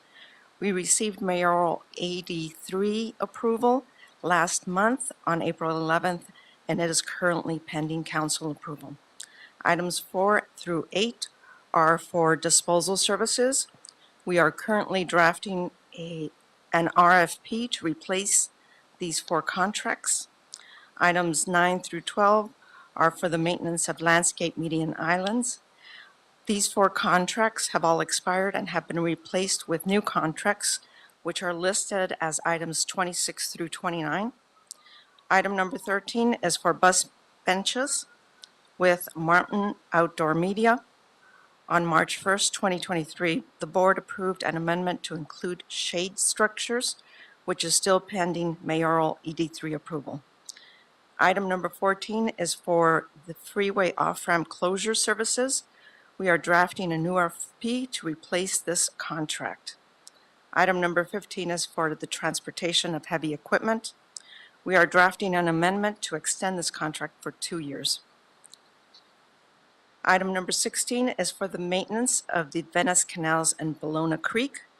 We are drafting also a new RFP to replace this contract. Jumping down to items 26 through 29, these are the new contracts for the maintenance of landscape median islands, which I mentioned earlier. The contract for the Bay Harbor area was awarded to Green Garden. That contract was executed this year on January 17th, and the notice to proceed was issued in the amount of $675,918. The 3 contracts covering West Valley, North Central, and East Valley areas were all awarded to Far East Landscape. The contracts were executed this year on January 29th, February 20th, March 4th, and notices to proceed were issued for those 3 contracts. West Valley's notice to proceed amount was for $670,650. North Central for $655,792, and East Valley's was for $462,419. All four contracts were for a term of 1 year with 2 one-year renewal options. As of today, we have 2 pending contracts. Pending item number 1 is the hazardous waste disposal, which I mentioned earlier as item number 3. Again, this is pending council approval at this point. Pending item number 2 is for cool pavement. We received the board's authorization to release the RFP on March 20th of this year. The RFP was released on March 28th, and bids are due on May 9th. The next section of the report is our list of tosses, of which we currently have a total of 13. Our continued thanks to the Bureau of Engineering and Department of Transportation for allowing us to use their on-call contracts to issue these tosses. Beginning with toss items numbers 1, 2, and 4, these 3 tosses have all been completed. The closeout letter for item number 1, which is toss 32, was issued this year on January 3rd. The closeout letter for item number 4, which is toss 001, was issued on February 1st. And the closeout letter for item number 2, which is toss ED 21-009, is currently being drafted. Item number 6 is toss 702A for design and engineering support services for access ramps. Streets LA issued an additional notice to proceed in the amount of $473,024 for a total authorized amount of $2,930,191. Item number 8 is toss 26 for the pavement condition survey and analysis for city streets. BOE is currently drafting amendments to extend the on-call contracts for an additional 5 years. Jumping down to item number 13, which is toss 33 for environmental and engineering design services for the improvement project at 67th Street and West Boulevard. Last month on April 3rd, the board approved to award the toss to Tetra Tech, and the notice to proceed was issued April 16th in the amount of $727,044. The notice to proceed information was not included in this report because the report was submitted prior to confirmation of the NTP issuance. All other contracts and tosses not mentioned are active and don't expire until October of this year or later. That concludes my report. I thank you for your time. And do you have any questions for me? Thank you so much. I appreciate your time, and the report is, I like how you frame the report back. It's very easy to read and follow, so thank you for that. Any questions to the Bureau of Street Services? No? Thank you so much for your time today, and I hope you have a good rest of the day. Thank you. Thank Sorry you. to everyone for jumping up. Oh, no, no worries. You're with Street Services too, right? Come on, come on down. Okay.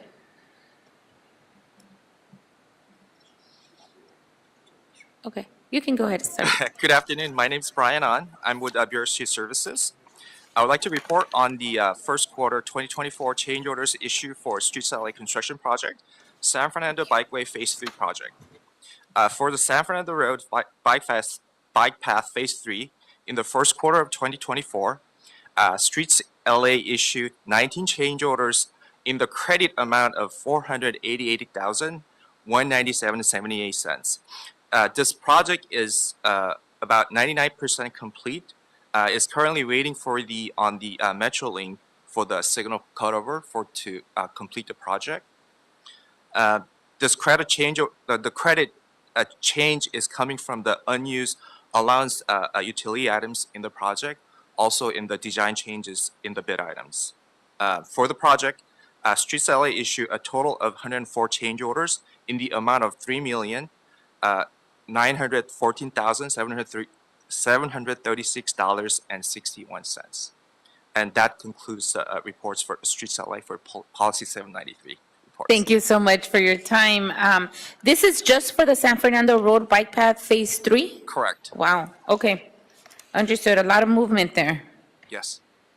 Any questions, colleagues? I do. Vice President Villegas? Yeah, it looks like we're going to be under budget.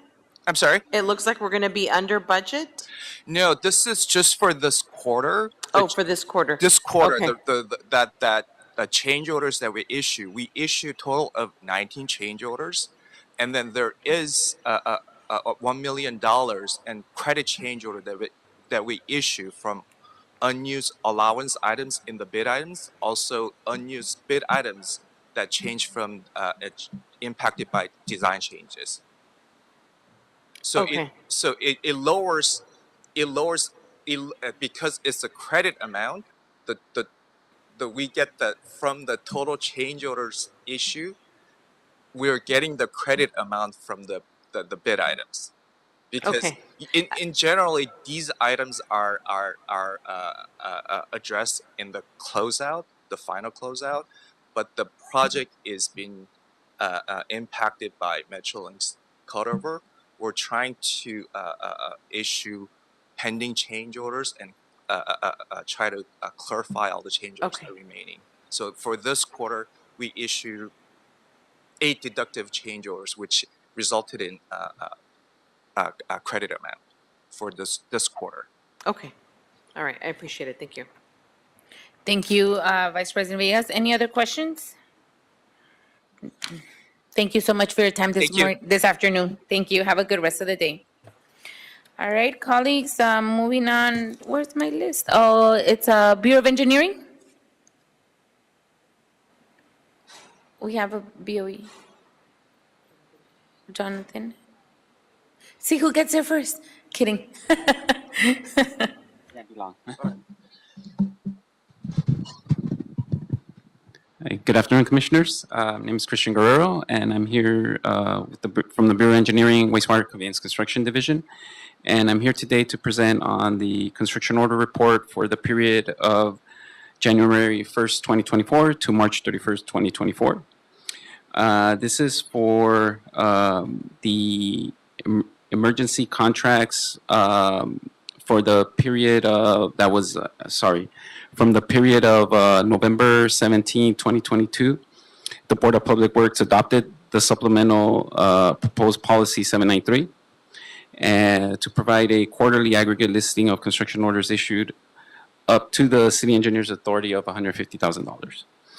So these construction services contracts typically authorize BOE staff to use on-call lists of contractors to provide emergency and as-needed repair services throughout the City of Los Angeles for a 5-year term.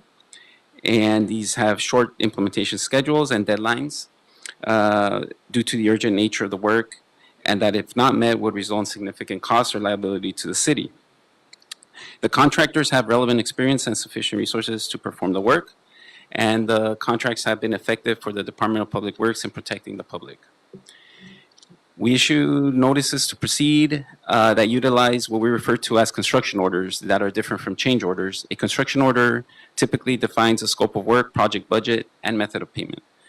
These documents are signed by the engineer, senior engineer, after the contractor accepts the work, and the report before you provides the aggregate listing of construction orders up to $150,000 for construction services contracts, and I'll just quickly go through the report. For the municipal facilities and related projects, there is nothing to report for this period. For emergency, geotechnical, and structural, there's none to report. For street improvement, there's none to report. For emergency storm drain repairs, there were 3 construction orders that were issued for a total amount of $150,000. For emergency demolition services, there were none to report. For emergency construction and repair services at wastewater treatment plants, there was none to report. And for emergency sewer repairs, there were 122 construction orders issued for a total of $5,264,250,000. And that concludes my report. And I'll answer any questions you may have. Thank you. Thank you for that. Any question for Mr. Guerrero? Oh, I have your report right here, right? Okay, I was looking for that. I don't have any questions. Anyone else? Okay, hearing none. Thanks so much for your time, Mr. Guerrero. Have a good rest of the day. No problem. Thank you very much. Thank you. And I see Jonathan is good to go now.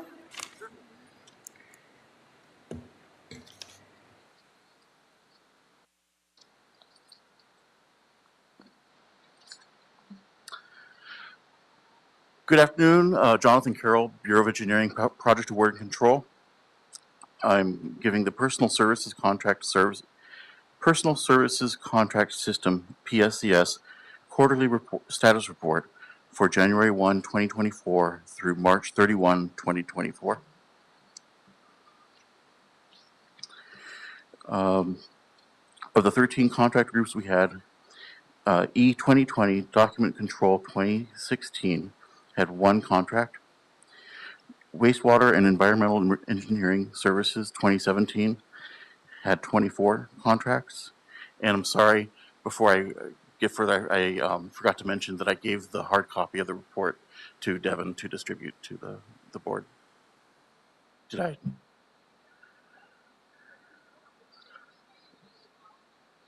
Okay, perfect, thank you. Appraisal Consulting Services had 11 contracts. Environmental Documentation Consultant Services 2021 had 11 contracts. Environmental Specialty Studies Consultant Services 2021 had 10 contracts.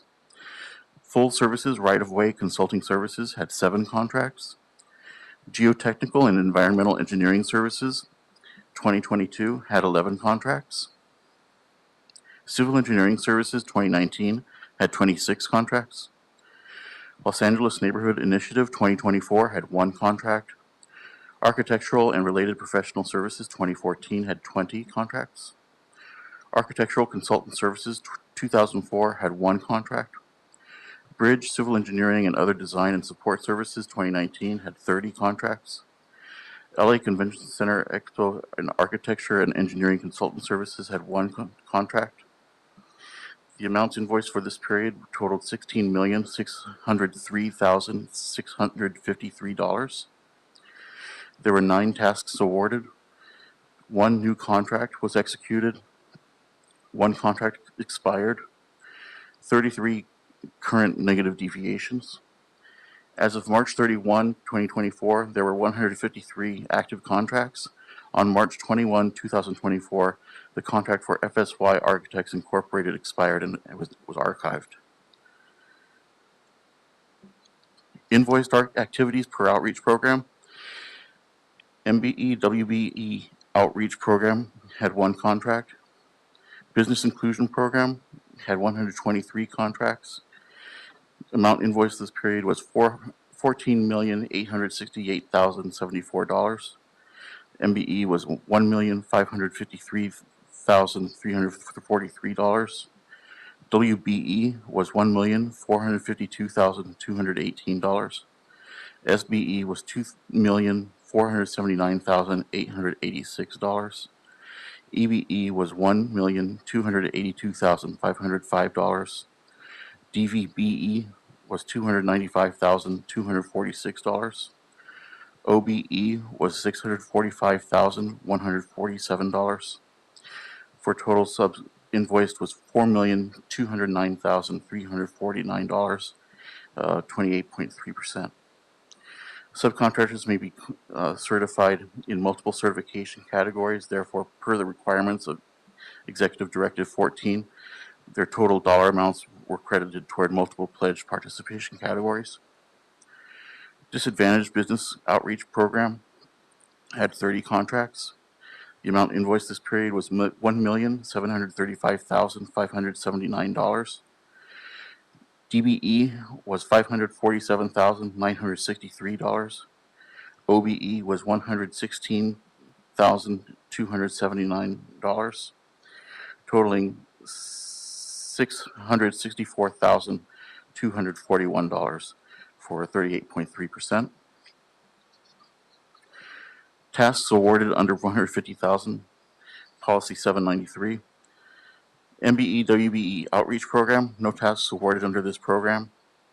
Business inclusion program, there were 4.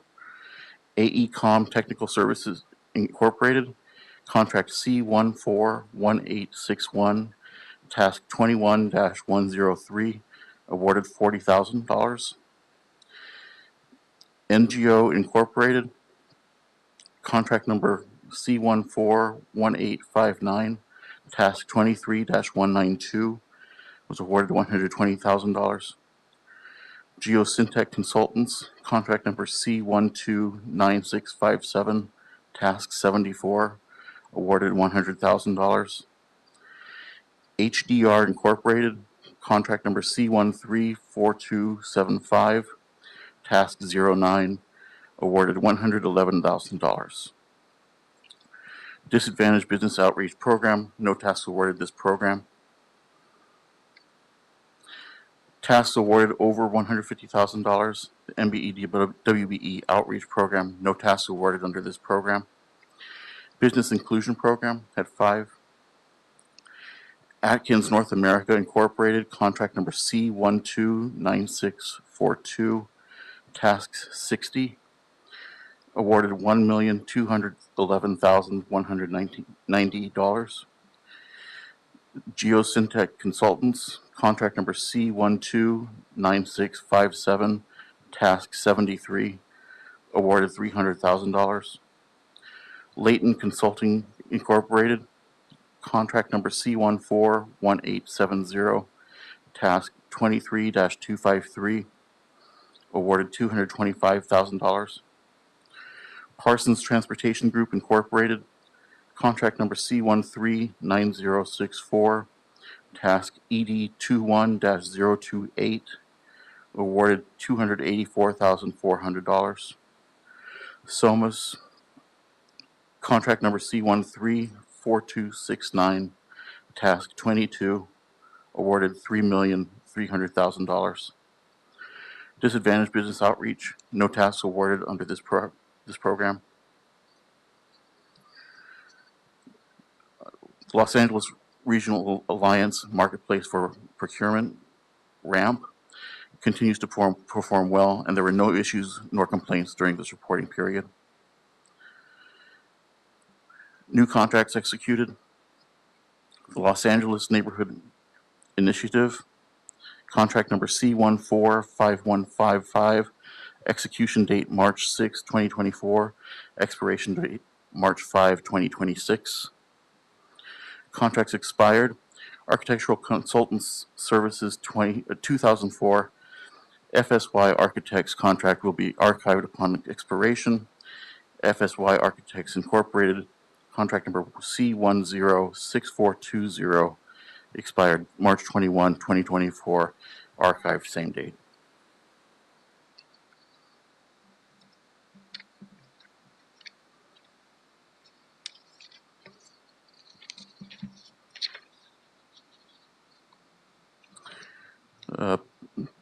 Program overview for all active contracts.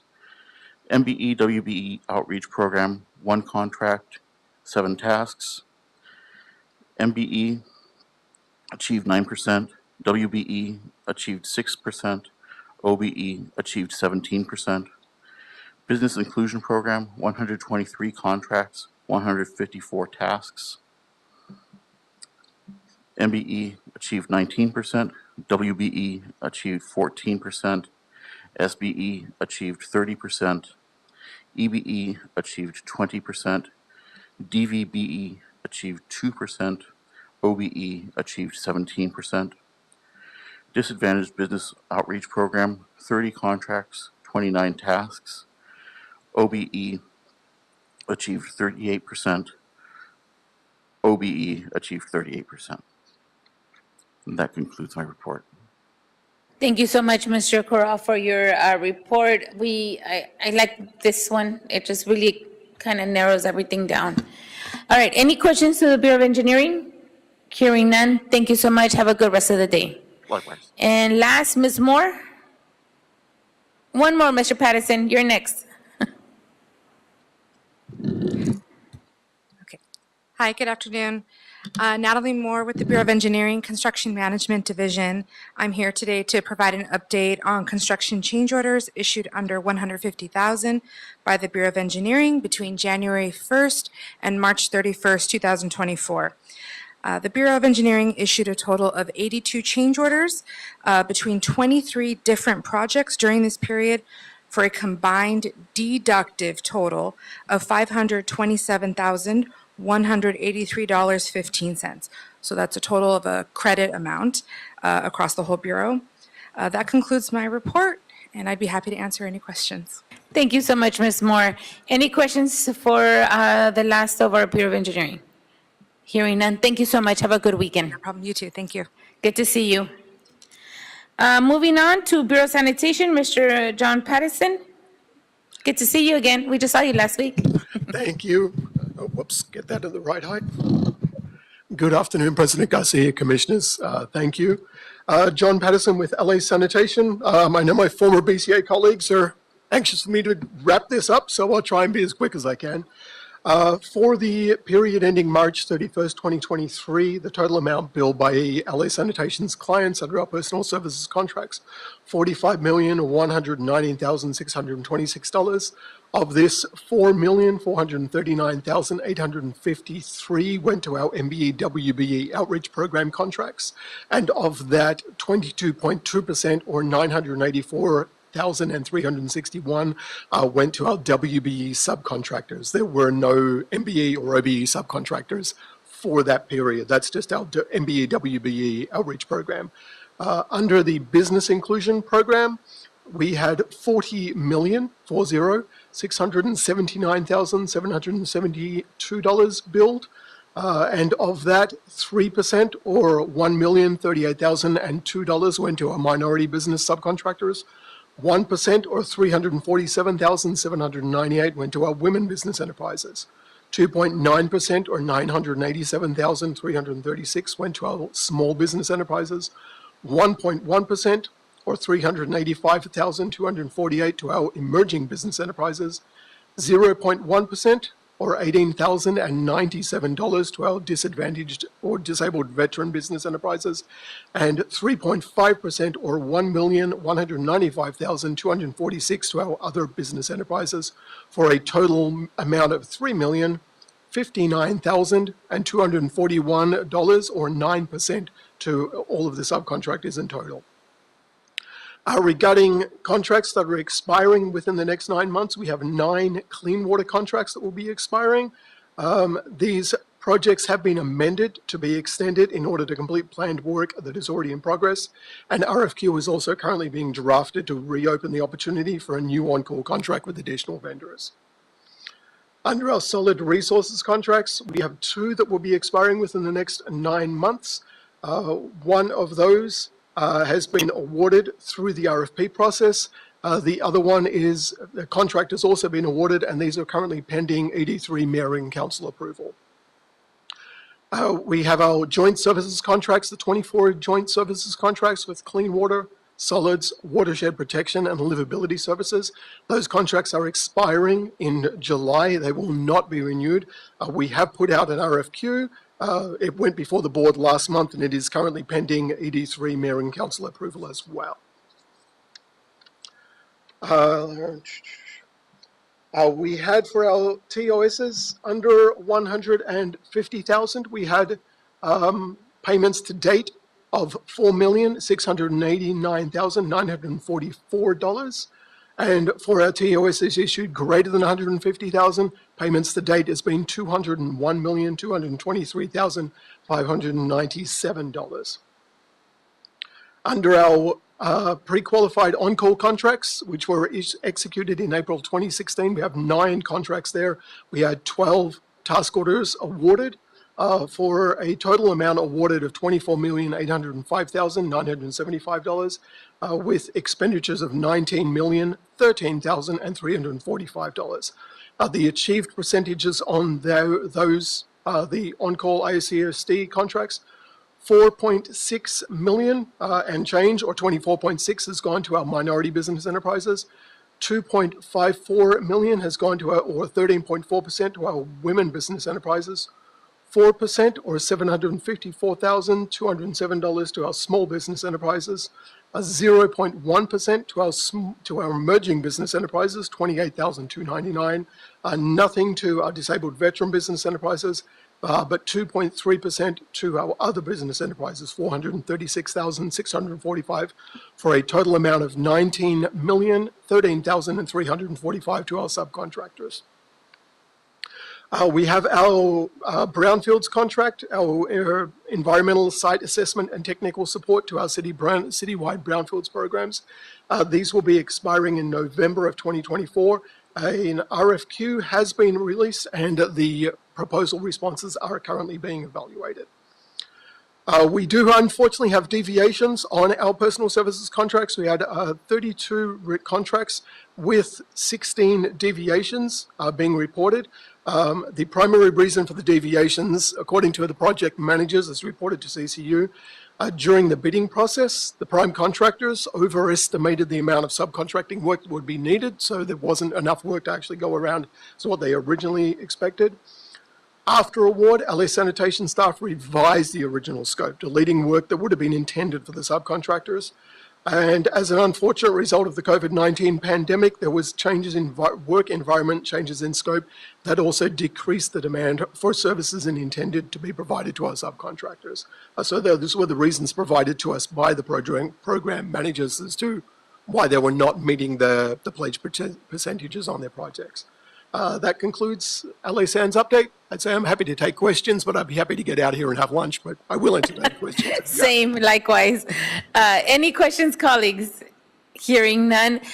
There was one just clarification. Did you say 19 billion? Did I hear that correctly? I don't recall saying billion. Okay, good. I almost had a mini heart attack when you said. Probably a million. Okay, 19 million. I can deal with that. Yes. Okay, no problem, Mr. Pattinson. Thank you for your time this morning. Have a good rest of the day. Thank you, President Garcia. Commissioners, you have a wonderful day and a wonderful weekend. Thank you. All right, moving on to BCA. Roy Chai is who I have here.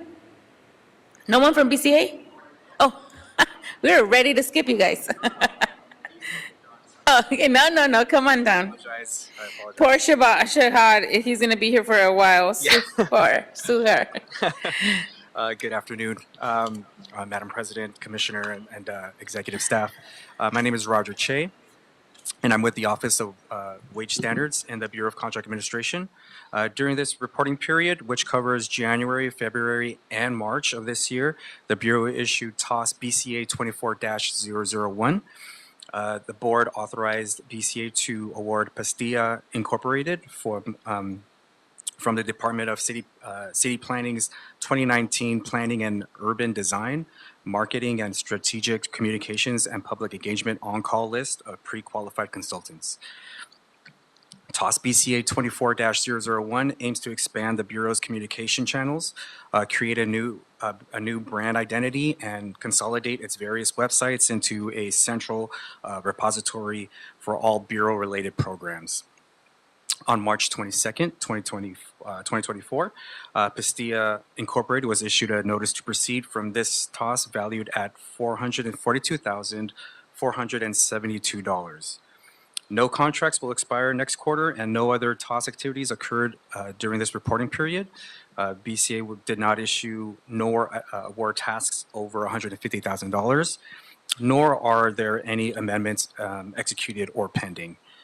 This concludes my presentation, and I'm happy to answer any questions. Thank you very much. Thank you so much, Roger. Yes. I called you Roy. I'm sorry, Roger. No, it's okay. Any questions to the BCA group?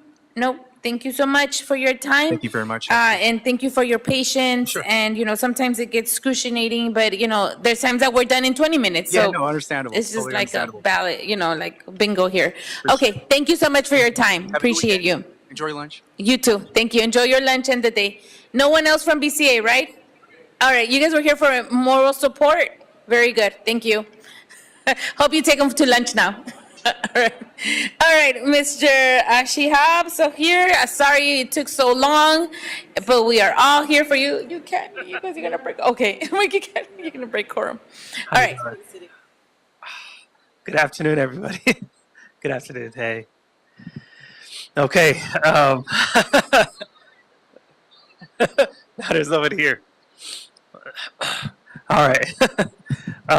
So we're over here to, so we're working on the citywide ballot, and we're on the month-to-month extension with NBS. So we're here to extend our 30-month from May 7 till June 7, if that makes sense for that month of term. I do want to caution the board that in June 2024, we'll be reaching our 3-year lifespan of our personal service contract with MBS. Our bureau is considering extending the contract with MBS beyond 3 years with the City Council's approval. We are also preparing and considering a new personal service contract to complete both our public outreach campaign and our citywide ballot measure. So let me know if, from now, the month to month lasts up to, I believe, September 7 of 2024. But we're, obviously taking it month to month from now and, seeing all our campaign and whatnot, the digital ads and all the internal, flyers and surveys that we're working with our executive management to get approval of. So. Thank you for that. Would it, I know I talked to Miguel a little bit about this not so long ago. We are extending it up into June, but it feels like we're going to need more time than that, right? That is correct. We are optimistic that we can come to an agreement, obviously with approvals and, city attorney's office and, the mayor's approval and whatnot, prior to even releasing it out, right? So that, takes time. That timeline takes time. So we're hoping everything can be done by June 7th, but obviously, month to month. That's why we're doing the month. Yeah, it's now, June 7th, like just right around the corner. Yeah. We are working hard with the contractor, with MBS and their team to try to expedite as fast as we can. But how. But we're not, do we have a expectation or do we know an estimation of when we are, I know that it depends on a million things, but that we can move forward with the ballot? Yeah, so we have ultimately 2 huge timelines we're trying to go for. Obviously, the one in January of 2025, which depending on the presidential elections, right, it can go either way. Either way, yeah. If that doesn't work, then we're hoping January of 2026 because Okay. we have to go through the request for proposal all over again to try to bring another contractor back on board, due to the 3-year that I mentioned that's over. So Yeah, I wonder if we can do a sole source for that. Can you guys work with the city attorney to see if that's possible? Because MBS has been doing this for the past. yes, for 3+ years, exactly. Yeah. They're very well, on board on all their tasks, their subcontractors. So we've been working with all of their subs, Yeah, with the digital ads, mail-in surveys, Correct. ballot design, and all that. So, so that's definitely, I'll definitely let my executive management know, and then we'll. I would want to see it go that, usually we're not a big sole source, we want to go RFP and bid, but this seems to be that MBS has been working with street lighting for the past 3 years and getting us, and we're just ready to get there, and it would just seem like a retraction in time, effort, money, if we were to just kind of go back out. So I will ask you, BSL, if you guys can work with city attorney to propose this as a sole source moving forward, Okay. just so that it can get us to the ballot time. Perfect.